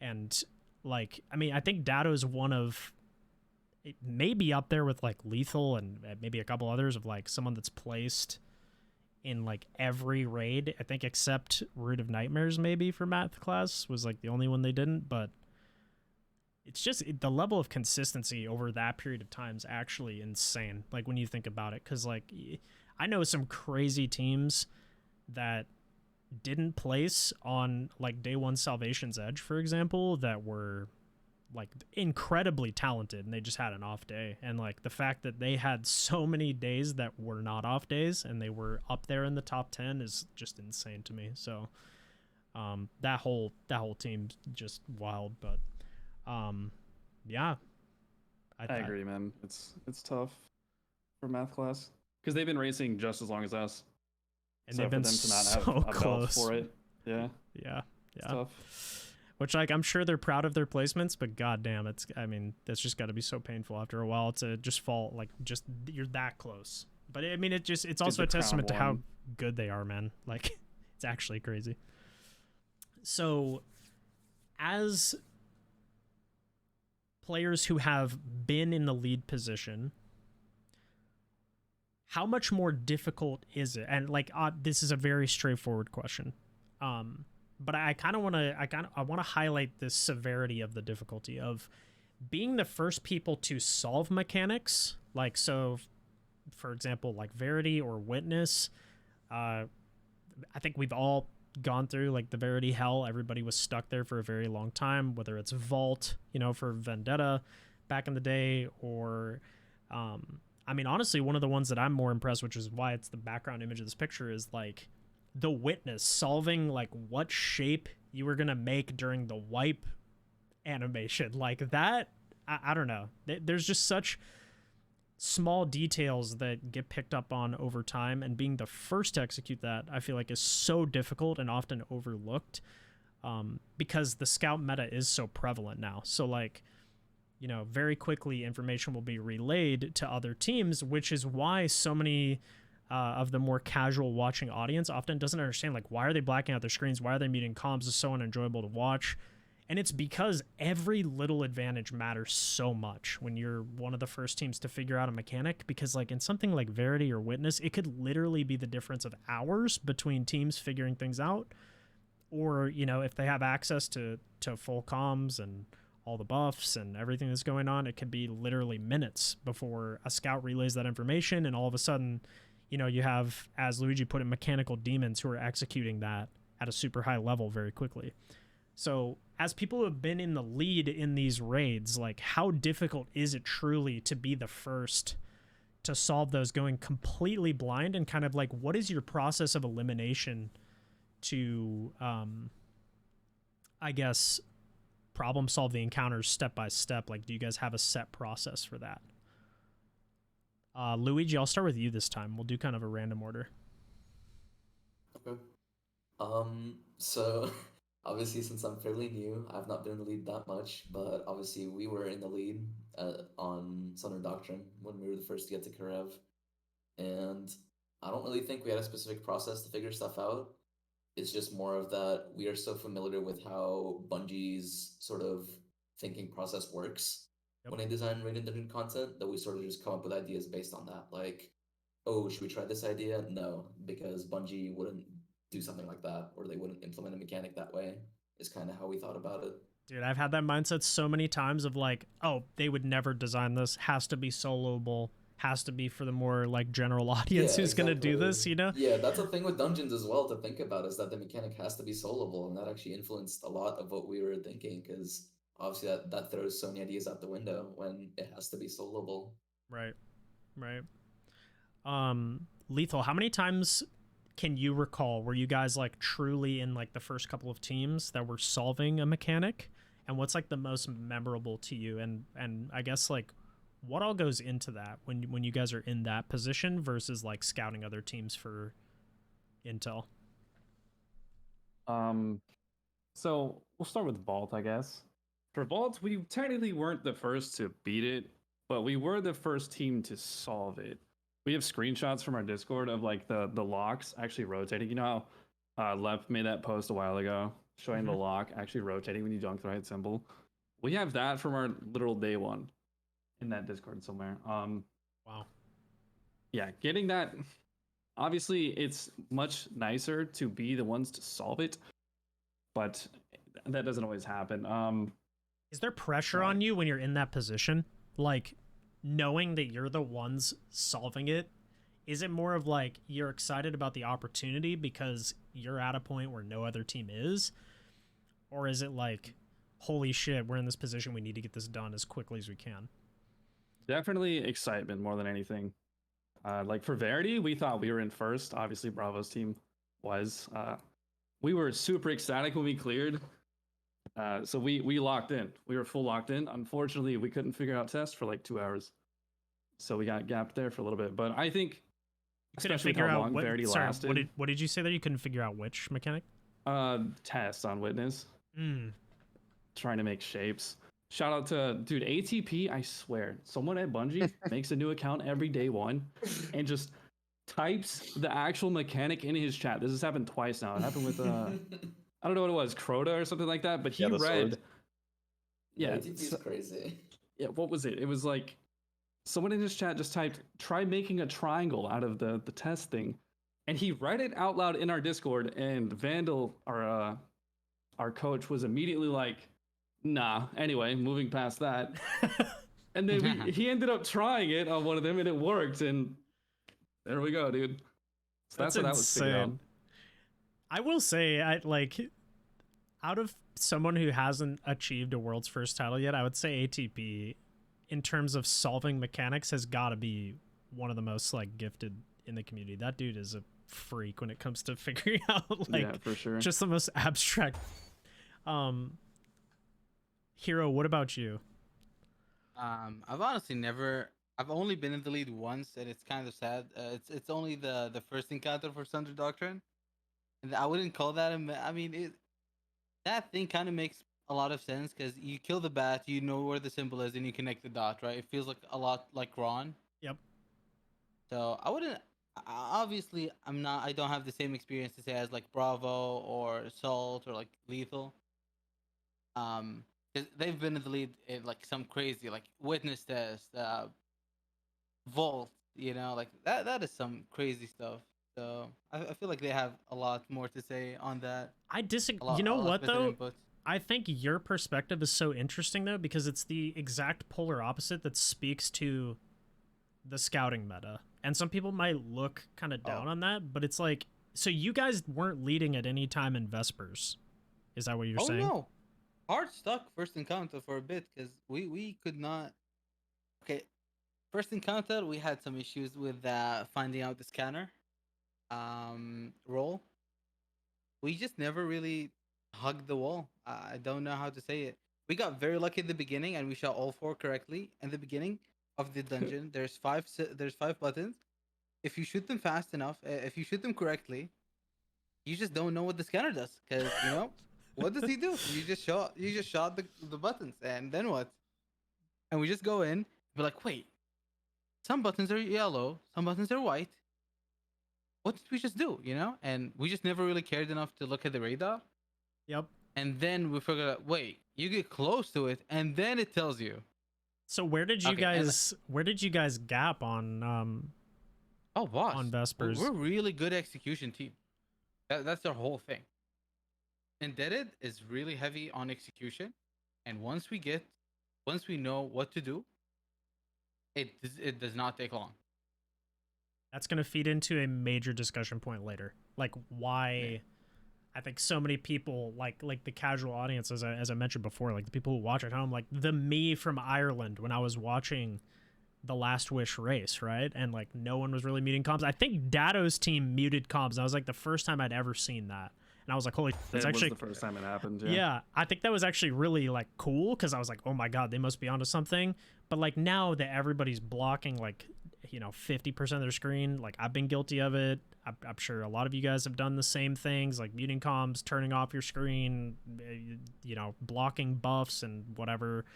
Like that is why people do that, because there are so many talented players that can come in, find out the mechanic from their scout, and boom, like they're done. And that's a world's first title. And there's no shame in that either. Like there's nothing from Bungie saying like you can't have people scouting other streams and trying to gather as much intel as you can and just executing on the information you have. Like that you guys, GG to you beat it faster than anybody else. But it goes to the same point of like, figuring out that first mechanic is so goddamn hard sometimes. Like I remember, to your other point too, we had a situation in Exhibition in Val where like we got lucky in the first room and that fucked us over for like literally 30 minutes in that encounter because we thought we understood how it worked. And then all of a sudden, like we got lucky in a couple rooms and we're like 3 rooms in and we fail and we're like, wait, we have no idea what just went wrong or why. And then you're like back to square one, like problem solving. So like I've totally been in that situation, as well as like when you guys said you hadn't seen the radar or anything like that. Bravo, you have probably one of the most like iconic experiences in this department. So what was that pressure like being at Verity and knowing like you're in the race with everybody else, you have no intel to go off of, and you're just problem solving for first? Yeah, so we were like, I think we were like an hour behind like some of the top teams getting to Verity. We had like a pretty troublesome like first half. Just like weren't playing great. Things weren't going well. Was it Herald specifically? First encounter, we we had somebody solve it a couple times, but like they thought they knew what happened, they didn't, and then it was just like kind of an overall poor performance. And then yeah, like Harold could have been even better than it was. Um, but yeah, so we got to Verity, and we kind of just started like using the like Luigi was talking about earlier, kind of understand like what Bungie's gonna try to do, or like what's within the realm of possibility. We kind of just like went down that path until eventually like you make the shadows disappear and you understand that's like probably got to be the right path. And then like once you make the shadows disappear, you can only try so many things before you're kind of on the right path.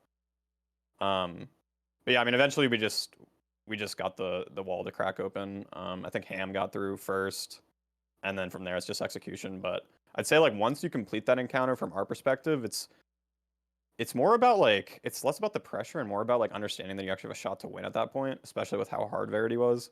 So it's almost like a second wind rather than like, oh my god, like we can't fumble this now. You're kind of like even more locked in, at least for us. Yeah. For sure. But yeah, and Yeah, then we were got the to same. Witness, and I don't think we scouted anything for Witness. I think we were just like ahead most of the time. The only like really difficult part of Witness was probably the test. I mean, obviously, it's, like aside from damage, I mean like solving wise. Yeah. Like the test was pretty hard for us. I think it took us like a couple hours total to figure it out. But at some point, I just asked the team to screenshot it because I think that's like probably the best way to solve it. You just need to like look at it without having like a time pressure on you.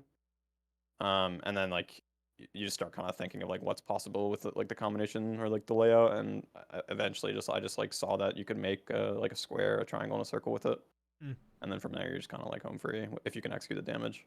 Interesting. How hard was it to relay the mechanics to people who were not understanding Verity? For the people who got it and had it click, how difficult was it to relay that to the rest of your team? I mean, I gotta shout out Astro because the guy's just like a god at just like relaying information. He's like very like concise and always is just like on top of things. So if somebody's not understanding something, he usually just like literally tells them how to play the game. But I think, I mean, everybody, we were in there for so long that if you didn't understand what was going on, you're kind of just like not paying attention, which usually doesn't really happen at the highest level. Yeah. So I think everybody like kind of understood what was going on for the most part. I mean, we had a lot of time where we weren't even like playing the game. We were just like sitting in the encounter and talking. I'm sure everybody had that. Yeah. Yeah. So understanding the encounter wasn't really a problem for anybody. I'd say for the most part, it's kind of like we kind of like understood how to get to the point we need to get to clear it. I think on all fronts. I think one of the most impressive parts of the top end raiders is the ability to narrow down and test efficiently without overlapping like potential results. So like, for example, testing what, dissecting does while also trying to figure out in the same run how you make the shapes on the wall disappear. Like trying to just narrow down to one factor is like I mean we struggle with that, and I think most people do, is like truly testing like one specific input at a time so that you can actually begin to like break the encounter down. Salt, what would you say is the most important part for you guys solving mechanics like that? And is there any encounter in particular for you? Because like obviously you guys have multiple titles at this point. Is there any encounter you're like most proud of figuring out mechanics wise that was like, holy, we actually did that? I don't think we ever did that. Like we figured out a lot of challenges in the reprise raids because we were in the lead during a lot of those. But the only real raid we won is VOW, and we were behind due to error codes for like 2 hours. So I don't think we ever figured out an encounter first. I mean, I gotta glaze you guys on the Crota World's First, or sorry, not Crota, King's Fall. I mean, you guys like basically what, one-shotted or two-shotted? Oryx? Oryx, yeah. Yeah, I think so. That I was pretty actually impressive. bound to win that because someone called that like the challenge was to not kill the same to not kill two ogres or whatever it is. Yeah. And I was like, oh, then let's nuke the knights. And Quads was like, no, let's also kill one knight each. And if we did kill two knights, I think challenge would have failed because knights were also part of the challenge. Yeah, I see. I mean, but that's also so, that goes in line though with what kind of Bravo was saying, is like, I mean, dude, level of like individual input testing you have to do of like, you know, when a challenge fails. Luckily in the reprised raids you actually get a message in the feed. I feel like in Verity, Yeah, there it is. no offense to the developers, but I don't feel like that was the best designed encounter in terms of if you're doing something wrong, receiving that feedback in the feed or in the game in some capacity to tell you you're on the wrong track, because like the witness notices your actions or whatever would happen regardless if you were doing it right or just how many times you change shapes, I think.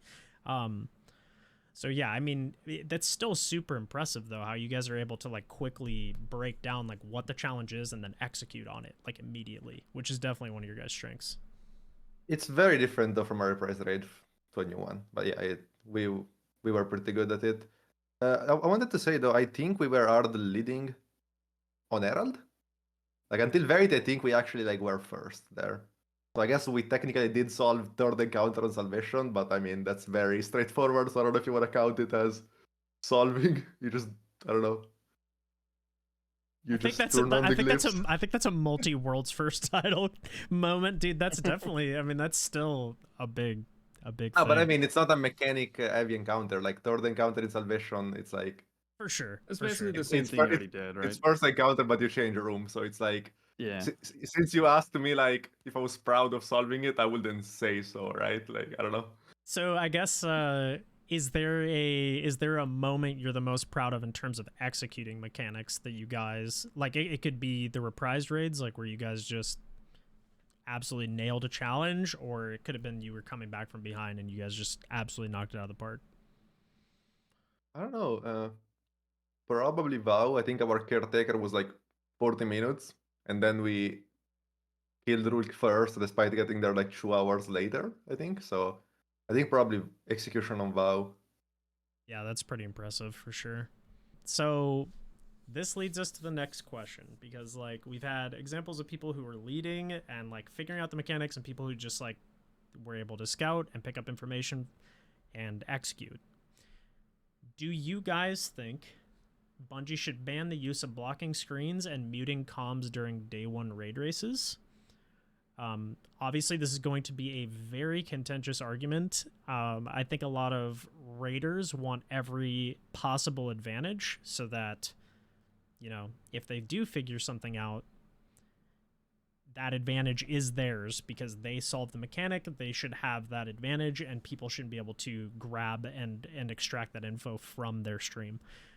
At the same time, it's a horrible viewer experience, and I think myself and so many others got into watching day ones, or maybe even got into day one rating because they were watching the Redeems of the world back in the way back in the day, like the tier ones, and you know, hearing that level of communication and execution and being able to see the raid for the first time, I think is just such a cool experience for viewers at home who, you know, maybe don't have a team to raid yet.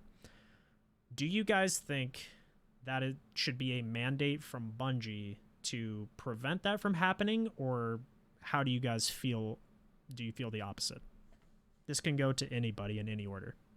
It's 2025. I think everyone should have to have one person on their team streaming, no matter what. Like, you can stream on console too. So the console argument, I feel like, you know, people are gonna say I can't stream on console, or I don't have good enough internet. I feel like if you have good enough internet to play the game on the day one, you should be able to stream it. I think, however, you should not be able to block your screen. I think muting comms is completely fine.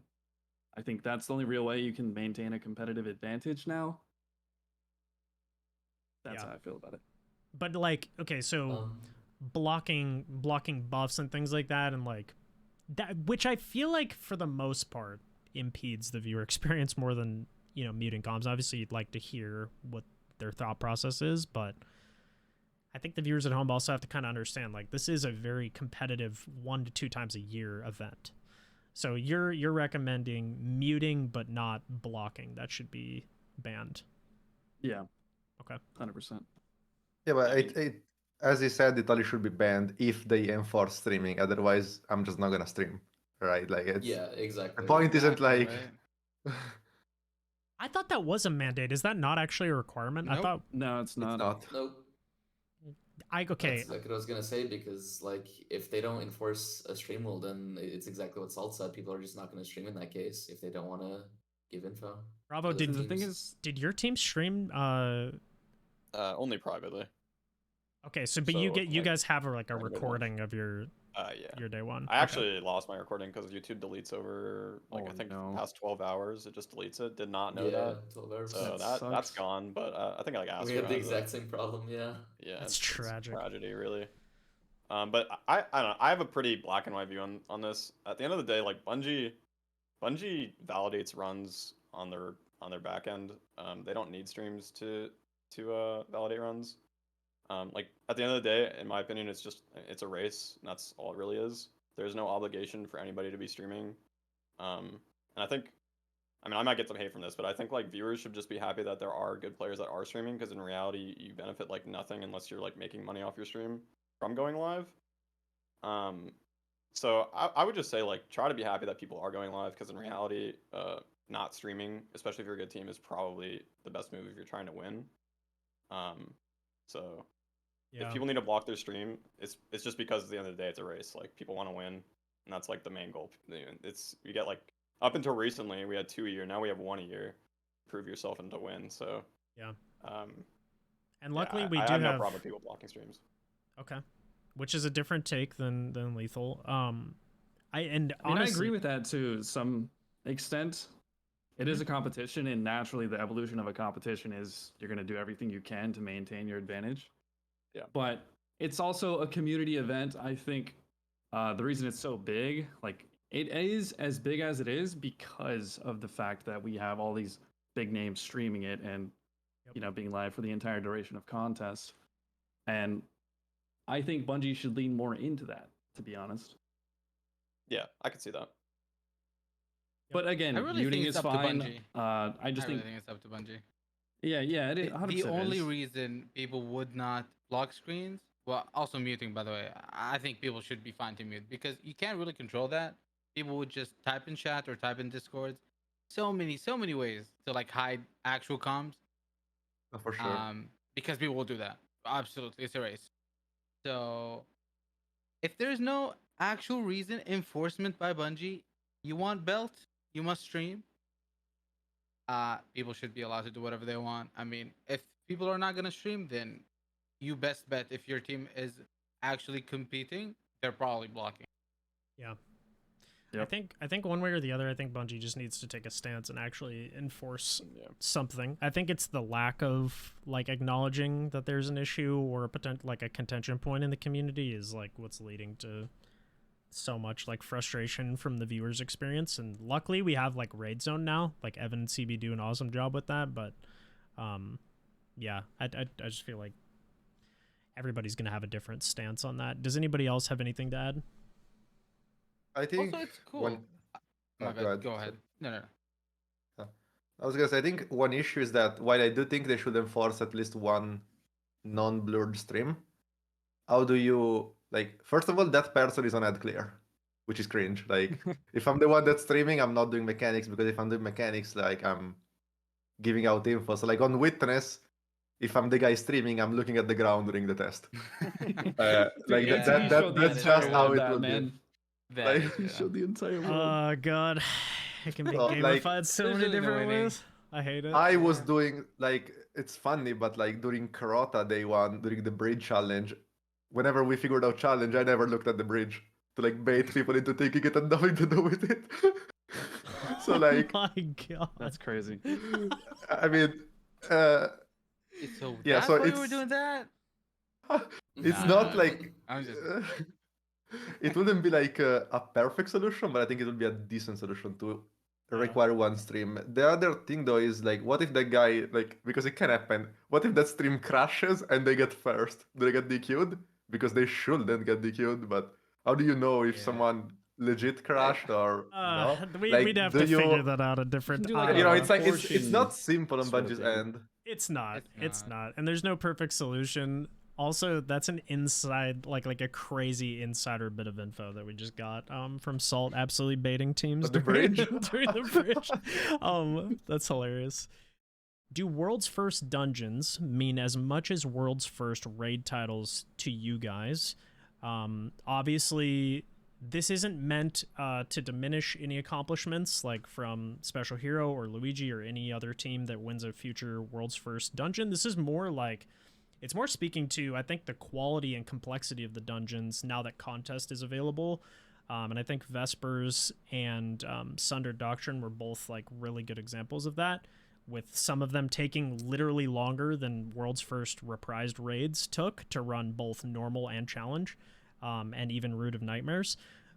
So I'd be curious, just rapid fire, how do you guys feel about like a Contest world's first title versus like a raid title?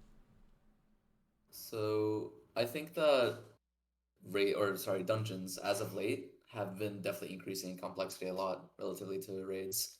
Like obviously, if we were talking about like say Warlord's Ruin or Ghost of the Deep or whatever those older dungeons, those obviously would not have mattered nearly as much as a raid win, in my opinion. Yep. But now with the stuff we've been getting with Sunder Doctrine and Vespers Host, where the mechanics have been getting more crazy, And you have also the contest difficulty and stuff. Yeah, go ahead. Which I almost feel like is amplified, like the contest difficulty in a dungeon with such limited res tokens. It's like if the same person dies twice, run's pretty much chalked. Yeah. There's a lot of pressure on playing your life, which like there always is, but I feel like in raids there's maybe a bit more leniency on like the same person maybe is struggling in a certain role. You can still get past someone dying twice. It's not ideal, but you can. Yeah, that's exactly what I was gonna say. Like the fact that you have less players, the less rest tokens and all that stuff, and you also have obviously less players to deal with ads. When I feel like the amount of combat that we're facing in contest dungeons is approaching some of the stuff we've seen in raids at some point. Yeah, I think the difficulty of the first encounter and Zoetic Lockset in particular, like obviously before it was min-max for a week and people went back in on contests and kind of ran it over. But like initially trying to like the fact that the commune meme is like still such a big thing, like everybody, initially everybody thought commune extended damage and like that's just not, even I'm sure there's people watching this podcast now that are like, oh, it does extend damage. No, it does not. Go watch ATP's video if you haven't. But like that encounter is definitely like raid level quality in terms of mechanical difficulty and figuring out like what the hell was going on. I'd be interested in others' perspectives on that. I feel like it depends on like I'm very biased, but like Vesper's boss, I think is probably the hardest damage phase arena we had in raid and dungeons type thing. I guess like you could say Witness, but I just love how dynamic the damage phase for the puppeteer, and I think it has a mix of like you can't sit still up until obviously people found the sheet spot, but you can't sit still and you got to keep moving, and the boss has a good amount of HP. And you have to live for so long in between damage phases. Yeah. Like the execution for that was crazy. I guess it depends on really the dungeon or the raid, because I feel like for me Vespers is better than Vesper experience day one was better than some day one raids, but also it's not all of them obviously, because in the end of the day it's just a dungeon and it tests like execution. Like from my opinion, Vespers only tests your execution.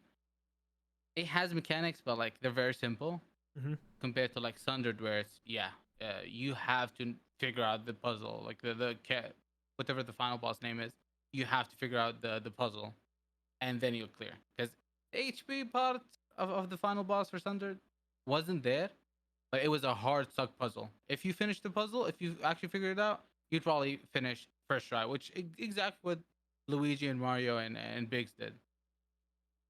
I feel like they test different aspects compared to a raid where you always get tested both of them at the same time. Yeah. I think no matter what, I think the Destiny community is winning like by having more of these days to look forward to, and the fact that like it's even a difficult discussion in my opinion is like that's a big W on Bungie's end, that they've made them worthy of even being considered in the same conversation as like a world's first raid belt. Does anybody else feel Yeah. differently than them? I would just say that I think Special might have just said this, but I think it really just depends on like what the activity is. I base like my opinion is more based on like how difficult I think the activity was, like whether it's a dungeon or a raid. If I think it was personally like a hard thing to complete, then I'll just put more weight into it. It doesn't really like. I think Vesper's Host was an impressive day one to win.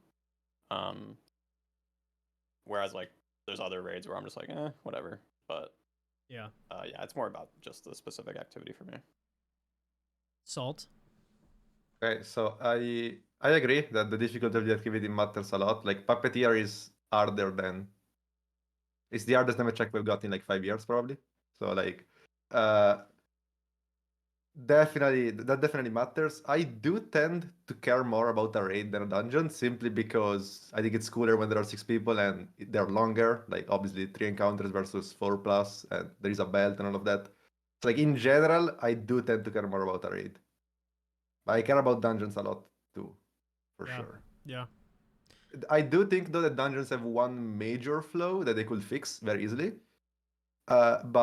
And that only happens in boss encounters because the regular encounters are fine. But I think dungeons should have a timer on how long you need to take to get to damage. You should not be able to farm ammo for 25 minutes before you get to damage. Raids don't let you do that because there is a Yeah. mechanic that kills you. Well, and dungeons don't have that issue on like first encounter because there is a timer. But on bosses with no timer, I don't think they work for Which like a is- contest scenario. That's actually a really Yeah, that's interesting what I was point. saying. I didn't. Go ahead, Vendetta. No, I was just gonna basically say what Salt said there is I think because they are designed to be soloed and because the bosses of the dungeons don't have timers, they definitely should. And like if they had timers, then I think it's 100% on par with the raid. But Yeah. Yeah. because of that, I'd give it like 99.9% of like comparing it to a raid. Raid is 100%, and then dungeons like 99.9. I evaluate a little, slightly bit less, but it does depend on the encounter, as Bravo For was sure. saying. I mean, that's really impressive, even like that they're looked on that highly, and I agree. Like that is really interesting. I didn't actually think of that point of the timer because we definitely abused that during Vespers to get our clear as well. Oh yeah. But yeah, it's interesting that they don't do that because they have done it in both of the first encounters for the first 2 contest dungeons, but not the boss. And I wonder, obviously they don't need to make it like insanely aggressive because, you know, Vespers is like 15 minutes to get to damage anyway. But, you know, I mean, it's just like, you know, it is interesting that you can kind of abuse that, which I'm not sure how many people did, but this brings us to the next. It's like Oh, sorry, go ahead. Go ahead. it's like without a timer in a dungeon, unless you get damage checked, you can't really wipe. Like on Vespers, everyone was getting damage checked. Like sure, you had deaths during mechanics, but people were wiping because they were entry phasing, right? Yep. You remove that aspect, like in Sundered, and then everyone clears because, like, unless you just die to the door, right? Like, what's gonna happen? You don't need to do the mechanics fast, so Yeah, I think at that point it's literally only the damage check. I heard a story from my buddy Poseidon. He said his teammate Templar accidentally popped a well to live or something like right before they were heading to damage, so they had to wait for his well to come back, and he swapped to like bad juju or something to like farm his super quicker. But like the like inverse result of that was I think they ended up missing out on a top 10 placement because they had to wait for his super, and in dungeons like minutes matter so much. Like I think the placements for Sundered Doctrine from like in the top 10 were all like super close together. So I guess that's kind of the penalty of playing that way, but you know, to your point, like for the more average clear, there's much less pressure in between phases because like, you know, on the top story of Vespers, like you could just not do suppress forever and eventually just like farm ammo with an exotic primary or a lethonym and just like build up infinite heavy that you could pick up right before damage and whatever. But anyways, moving on, I'm going to have you guys rank the top 3 most difficult contest encounters of all time. And we talked about this a little bit in the pre-show. If there's anything not listed here that you feel like should be, feel free to shout it out. Also, I think it's fair to assume that Verity and Vault are the 2 most difficult contest encounters of all time, strictly off of just mechanical difficulty and time and like puzzle solving that resulted in the most time being in those encounters. Now, whether those encounters themselves are actually the most difficult to execute on is a different question altogether. So I think we can assume Verity and Vault fall within the top 3 for everyone. I'd be more interested in finding, like, beyond that, what were some of the hardest encounters you guys have had in your day 1 experiences? Bravo, I'll start with you. Well, my first contest experience was a vault, and I didn't even really have a team. I think I was LFGing. So I haven't done any of the raid layers besides Scourge. So I can only really, for like the last 3 years, I guess, give my opinion. Since VOW. So out of all those, I think Witness would probably be my number 1. Number 2 would probably be Herald, and then number 3 would be Puppeteer. I think a lot of people sleep on the difficulty of Herald, or they forget about it just because I think it's overshadowed so much by Verity and Witness. Yeah. But it was generally like actually a pretty difficult encounter. I think it was just like a really amazing like team encounter. It really demanded a lot from like every person, I feel like, which I thought was cool. Because some encounters are just like 3 guys doing everything, and like some guys like shooting a drag as his main job. So. But you're in a group of 2, you have to execute, and if you guys don't do it fast enough, that timer bites you in the and you wipe. Like, yeah, for sure. Okay. Luigi, what about you? So when we're talking about this, should I include stuff from hearsay or only personal experience? Because like I was talking about earlier, my personal experience is probably a lot more limited than your guys's. I mean, just go off of your limited experience. It doesn't have to be, know, based on community sentiment. All right. I think then in my number 3, I'd probably put Herald, just because exactly what you guys were talking about earlier with the attendance. So the Stasis Scion dudes, they would, due to how people were unfamiliar with the encounter at the time, people didn't really know, like, they didn't know when to expect them to spawn in. And they could really disrupt you when you were doing your mechanic, because not only did they melt you with their solar guns when they spawn in, but they also have their little stasis dusk fields, obviously, which can really disrupt you. For example, if you're trying to like run and pick up a symbol and then bounce back the plane and run and grab more symbols, if you get slowed, that might just kind of be GG's for you if you mess up the mechanic like that. And all of a sudden you have a major underneath again, and you have to kill that. There's like the penalty for failing to bounce the plate or whatever. Yeah, exactly. Yep. Yeah. Yep. Okay. And then I guess for my number 2, I'd probably put Puppeteer, because not only do you have that insane damage phase like we were talking about not too long ago, where you have to dodge all the nonsense and live for a very long amount of time. And also, one thing I do want to say about that damage phase in Puppeteer, I hate those stupid insta-kill lightning strike thingies, because they just blend in so well with the ground. It's so hard to see. Yeah, I wish the color was different. I agree. Yeah. But it's not only the damage phase, it's also the nuke dunk rooms that I think can be hard, because you cannot damage pretty much any of the enemies in there unless you like do a bit of suppressing. But even then, it's a very limited pool of enemies that you can actually hurt in there. Dude, Red Room. That means you have to have some sort of It was so rough, bro. You have to have some sort of like survivability build that doesn't rely on killing enemies. So you can't have like Devour, or you can't like extend Restoration or anything like that. And that's why, people are using stuff like Heal Auto. That was coming in kind of clutch. Yeah. And that's pretty much my reasoning for that. And at number 1 for me, and this is probably not gonna be a surprise to most people, but it's gonna be Verity. Yeah. Because of how ridiculously impossible it was to solve that encounter quickly. How, in my opinion, I don't know if people disagree here or not, but I feel like there's very little feedback in that encounter that helps with actually solving stuff. I don't think that's an unpopular opinion at all. Actually, that's kind of what I was alluding to earlier. I feel like there are not enough negative checks telling you you're doing the wrong thing in that encounter specifically. It was also the first encounter where it had some text that showed up that wasn't negative or positive. Like, the witness notices your efforts means essentially nothing. I think it's the first encounter that has something like that. Usually you get that feedback in the text chat if you're doing something right or wrong. But that just shows up, and it doesn't matter at all. We were hung up on that thing for so long as well. We were trying to figure out, wow, what causes this, the witness notices your efforts thing. We tried so many different things, and we're just like, we have no idea what's causing this. We must be doing something right, but we don't know what. And as it turns out, it literally just happens automatically after you do enough swapping. Yep. enough swaps. Mhm. Exactly. Yeah. I personally don't think that was the best designed encounter. I think it was missing one or two pieces of feedback to be like absolute S tier, like day one rating counter, but yeah. Yeah, I think it made a lot of sense when I heard after the fact that Verdi was like one of the encounters, one of the things they made during the delay final shape. I was like, oh, so that's why it's such a like a standout. Mm-hmm. Yeah. It's kind of like the explicator of Salvation's Edge, if that makes any sense. Mm-hmm. Salt, what about you? I'd be really interested to hear because you have years of experience running.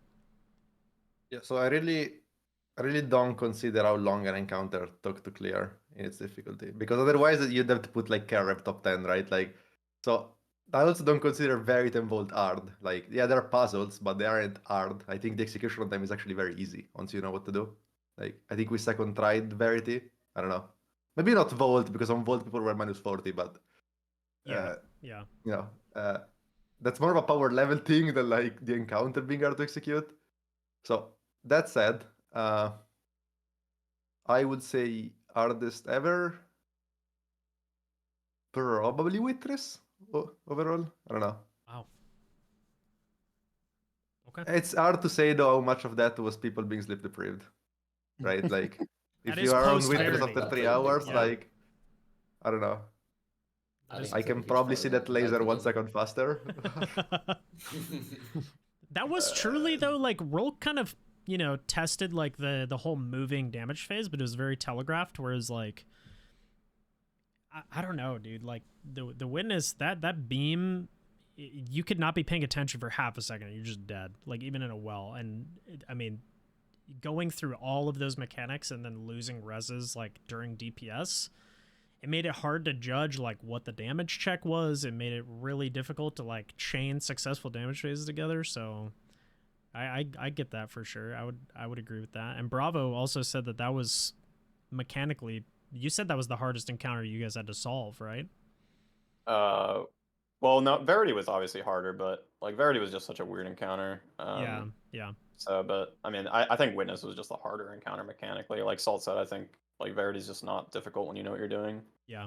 But Witness is like you can know what you're doing and still like mess up here and there, and then just like if it's a 3 phase, you're just gonna wipe if you have like 2 reses every like phase. So. Mm-hmm.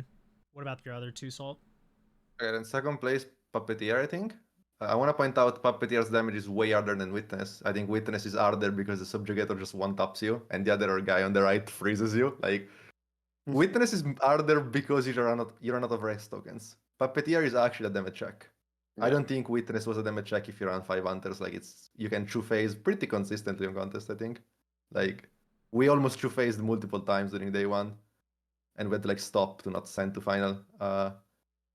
So yeah, I'd say Puppeteer second place, and I would put it easier than Witness because of the thing I mentioned. Like, you have infinite time to get to damage. You're not gonna die getting to damage if you pay attention. So that does make the encounter easier, despite the damage being harder. Third place, it's probably Valkaur. Valkaur or Riven. I can't really decide between those two. They both don't have contests, so it's hard to judge. It's entirely based on light level, obviously, but I think Riven was a much harder like power check relative to Valkor, but Valkor was Riven's a very mechanically complex encounter when people don't cheese it. Maybe one of it's the probably most Riven complex. third place, I would Yeah, say. yeah, that makes sense. Even based on the time it took people to clear it, and I know I said like time didn't really matter for me, but that's more for like when you need to solve something. When you've solved it and you still can't clear it, it's probably a good indicator of it being hard. That's fair. I'm gonna do special hero next, and I'm leaving lethal for last because he is rated the longest. Okay. I know I'm biased, but I really think Puppeteer is the hardest one in the game. If the cheese spot didn't exist, yes, the community no would spot, be no rest tokens. which you'll, it wasn't you'll on see day how one. like amazing. It didn't affect the race. That's a good pop. Anything else, it's fine. After, people can have their emblems, like that's just fine. But as long as the race is intact, yeah. I mean, Puppeteer, in my opinion, is the best, and it's just because, like I said, it's so dynamic. You got to keep moving, and the boss actually had some health. Bungie really set some crazy standard with contest dungeons. Like we were ecstatic. We were very happy with how the dungeon experience were. Yeah. I mean, hopefully the next dungeon they pay attention to the boss HP. Yeah. Yeah. Uh, second, okay. Second for me. Okay, this might sound okay. Do we include challenge mode? Yes. Do we Yes. include challenge mode? All right. This was a this was a skill check for a lot of teams, but War Priest challenge was annoying for a lot of teams. I was waiting for someone to mention that one. War Priest challenge, but I wouldn't put it at second to be honest. I don't think it deserves second. Mm-hmm. Okay. I didn't play Galaran or Valakor, so I can't say that. From my experience, Riven at like minus. I don't know. I don't even know minus what, but I saw the enemies at Red Skulls, and basically, if the Scions make it past the stairs, and you're down there, you're dead. You're dead. There's nothing you can do. So, I would say Riven is second. Riven was so good day one, so good. Yeah, I would say Puppeteer, Riven, and War Priest challenge. That's what I think. Well, that's what I can think about. But I would say Galaran probably takes a spot there, or Valcor probably takes a spot over War Priest challenge. I just haven't played them. I'm sure a lot of people watching at home would say War Priest challenge. I think for coordinated, like, I guess like more, experienced teams, it wasn't too bad. But I know that was like a major blocker for like 20 hours. Like people were stuck on War Priest. It's so interesting hearing everybody, like the fact that Puppeteer was mentioned by literally everyone is pretty wild. So I'm interested to hear what Vendetta says, because he experienced super underpowered Riven. So I feel like this will be really interesting as well. Oh man, I mean, Riven's definitely in the top 3 for sure, but I think number 1 has to be Witness. Just for the fact that it's the first time we actually had to move a lot in a damage phase, and you were punished a lot in that encounter. And of course, everyone was cooked when you got there. I don't think anyone made it there before like the 15-hour mark or whatever, but it was a very punishing encounter against new enemy types that we weren't used to, like getting pulled towards the Screebs that were coming at you by the Scions into the Subjugators too, because those weren't easy to kill either. No, they weren't. Those are very healthy, and they usually stayed alive for a long time unless you hard focused them. So I think Witness for sure for number 1. Number 2, I think I have to give to Riven. Definitely Riven, because Riven is one of the few things where if you mess up the mechanic, you don't just lose a token, you lose the entire run. Yep. And you actually had to do the encounter. You had to do 3 phases of it, and you had to get the eyes right every time. And figuring out those callouts day 1 was a nightmare. So yeah, I think Riven deserves number 2 for sure. And you can maybe attribute that to us being wildly underleveled, but that just felt like it had everything, right? Like the mechanics were pretty difficult. The combat was difficult. It was just like an endurance test as well, because again, you had to do 3 phases. I mean, it takes one person getting flinched by an enemy to ruin the run. Yeah, shooting the wrong eye wipes your entire run. So many ogres across the arena. And then shooting all 6 at the end too. Like even when you had everyone pick an eye and shoot it, like it just you never second guess yourself more, bro, than on the top floor for sure, bro. So what was number 3? I think that one has to be Puppeteer. Just because it felt like Witness, but more adaptive. Like you had to just be paying attention the whole time. It wasn't like, you see him blast the back right of the plate and you're safe on like the top left. You were always moving for the entire minute and 30 seconds or however long the damage phase was. Yeah. And you had to do 3 phases. The damage check was there. So that's fascinating. Number 3. That's awesome. How much has racing changed since World's First Scourge of the Past? Like, just generally, you can go anywhere with this question. Very open-ended. Obviously, it's gotten way more competitive. But I think once they introduced belts, it already got crazy competitive immediately. Like when Last Wish dropped, that's pretty much when this whole era of racing started, I want to say. Yeah. But also, the game was a lot more simple back then. You didn't have 15,000 different weapons and different loadouts, and we didn't have prismatic and 15 different builds we could potentially spec into. It was much more cut and dry back then. Tier 10 You also had to Rezil, think about woven sorry? mail. Tier 10 Rezil, woven mail. Yeah, you didn't Oh, have yeah. anything like that. You had no resist except for I think we had a minor resist, we had a major resist, and we had a boss resist, and those would take up like your mobility, discipline slots. Yep. So you had to choose between that if you wanted more stats or you wanted some resist. Game was simpler, didn't have prismatic or any of those things. Leveling as well. Leveling was something you actually had to think about going into a day one. That was one of the major components. Like we talked about this earlier in prep, where usually it's just figuring out loadouts, going into Cali and shooting her for 3 straight hours with every possible loadout. You had to figure out how to level efficiently. And if you didn't get to a certain level, then you were just going to be doing less damage than everybody else. Mm-hmm. So that was a major component. Past that, nothing else really that I can think of. I think everything is very similar. Do you believe the rhetoric that like, oh well, if this raid took place today, more teams would have cleared it? Or see, the how do best you feel example about of that is Salvation's Edge, because everyone said that if Last Wish 2.0 happens, they'll clear it. Then why did only one team clear day one? So true. I mean, we have 48 hours now for a reason, and a lot of people got their emblems and they kind of forget. Yeah. Only Bravo's team cleared in the 24 hours, which is insane. Mm-hmm. Look at that smile, bro. That's a proud moment, dude. That's pretty insane. And that's coming from sorry, I was just gonna say it's a shame that we didn't get like the 6 emblems, but also I'm happy that like other people get to do their day one and all that. So yeah, dude, we had a wipe at like the 23-hour mark on Final Stand. It was so sad. that's tragedy.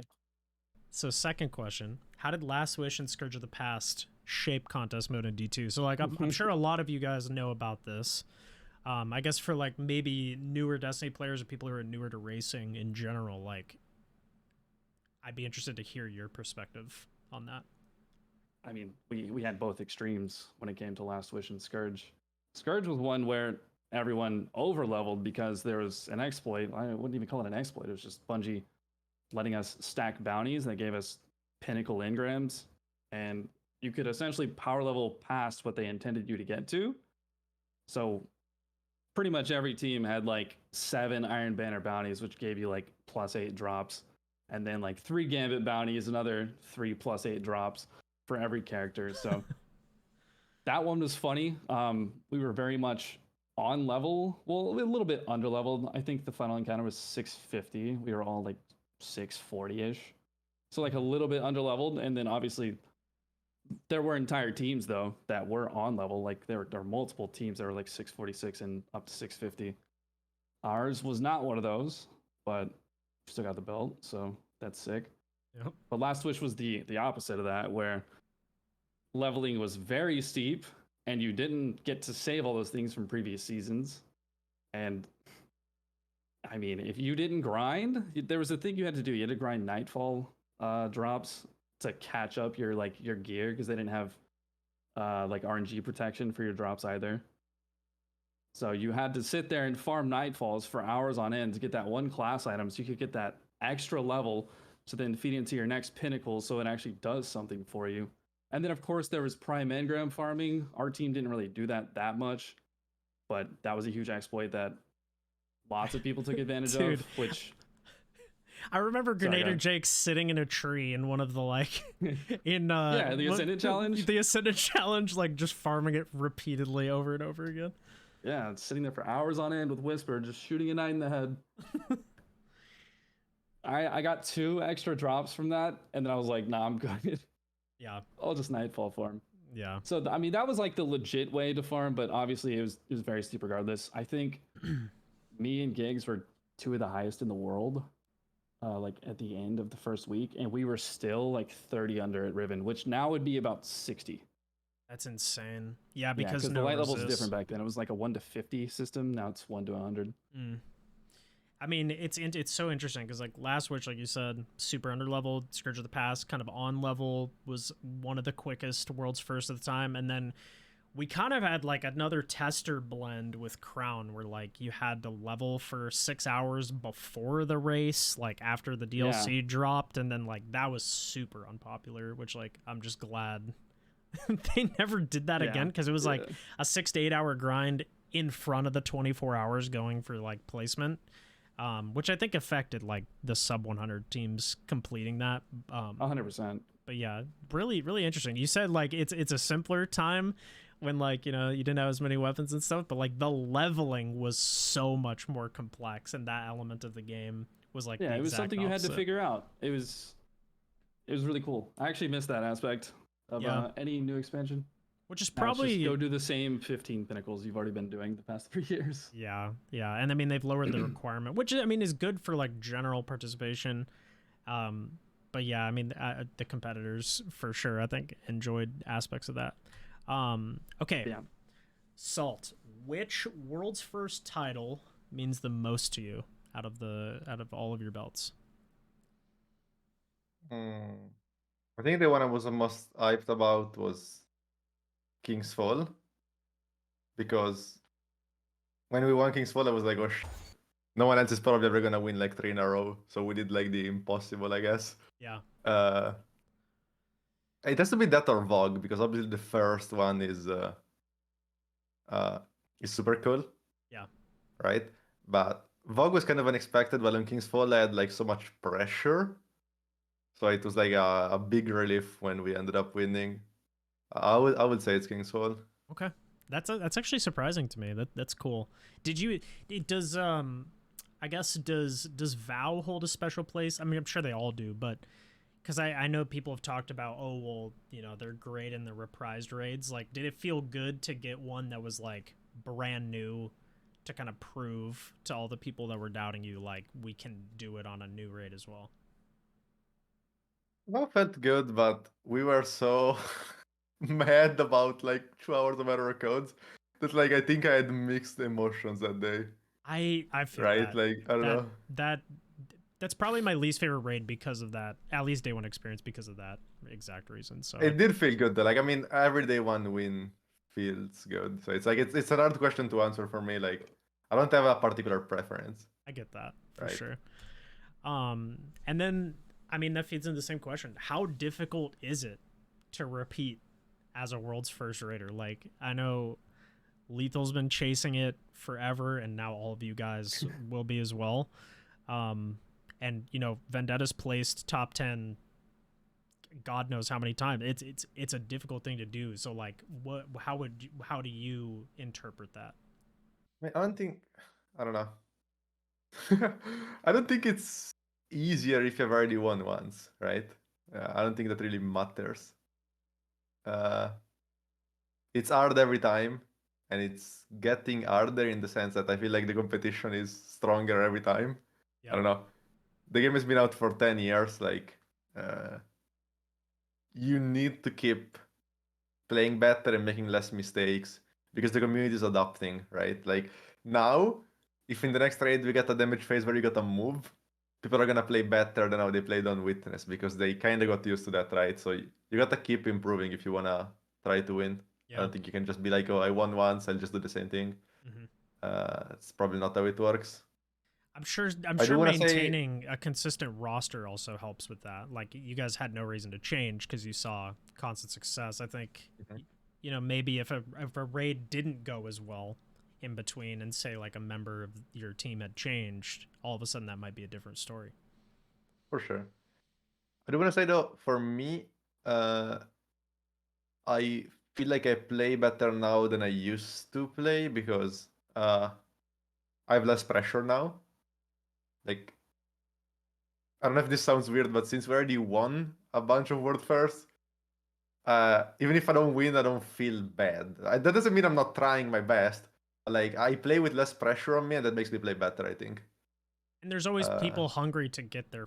Like, I totally understand where you're coming from with that. Like, it's like, I think on on King's Fall, I was definitely feeling too much anxiety that was probably hindering my performance because I was like, okay, this is an occasion we can't miss. We want you in a row to win the third one. I don't have that now, so I think that's a good thing. But I mean, that Yeah. doesn't mean it's gonna ever be easy to win. Like, I feel like it's hard for everyone every time. There are so many variables that go into it. I don't know. For sure. Makes sense.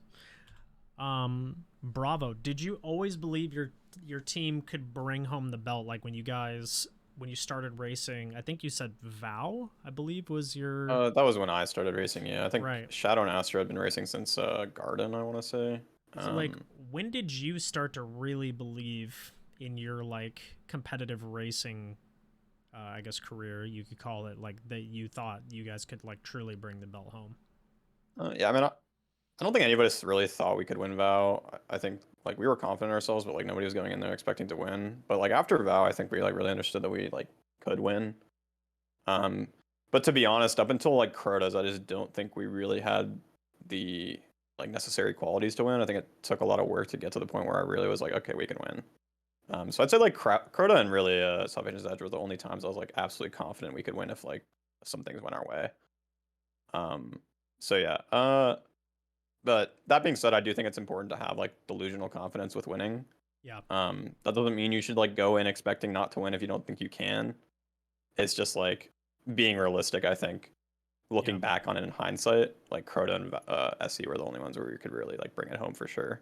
Okay. Yeah. And I guess we've touched on this a little bit. But what were like if you had like a key moment in each encounter where you were like, "Holy shit, this is the breakthrough for Verity and Witness." Like I said earlier, like Verity was a lot of like begging your head against the wall with trial and error because obviously there wasn't a ton of feedback. But we kind of just like moment that was like yeah. I mean like so we went down the path of like just like what can we do after we make the shapes disappear? Like what would they want us to do at that point? Because we were like fairly certain that was just like you need to make the shapes disappear in everybody's room for it to progress. And then like eventually, I think Ham was just picking up symbols and he made the right one. I honestly don't remember like what our comms were during that point. Like I don't know if we were asking him to do that or if he had just decided to do it. And then yeah, Ham just picked up the right symbols after we had done the proper placement of all the symbols in each room, and then he noticed the glass cracking, and from there it was just like okay, we know how to like do one phase. We can just like put that into entire completion of it. Was that like an moment where he was like, you were like, what did you do? Like what exactly? Yeah. Well, yeah. So we like had before that specific run, we had an idea of like what to do. But yeah, as soon as he got that done, like it was like okay, we can clear this, and obviously that felt really good.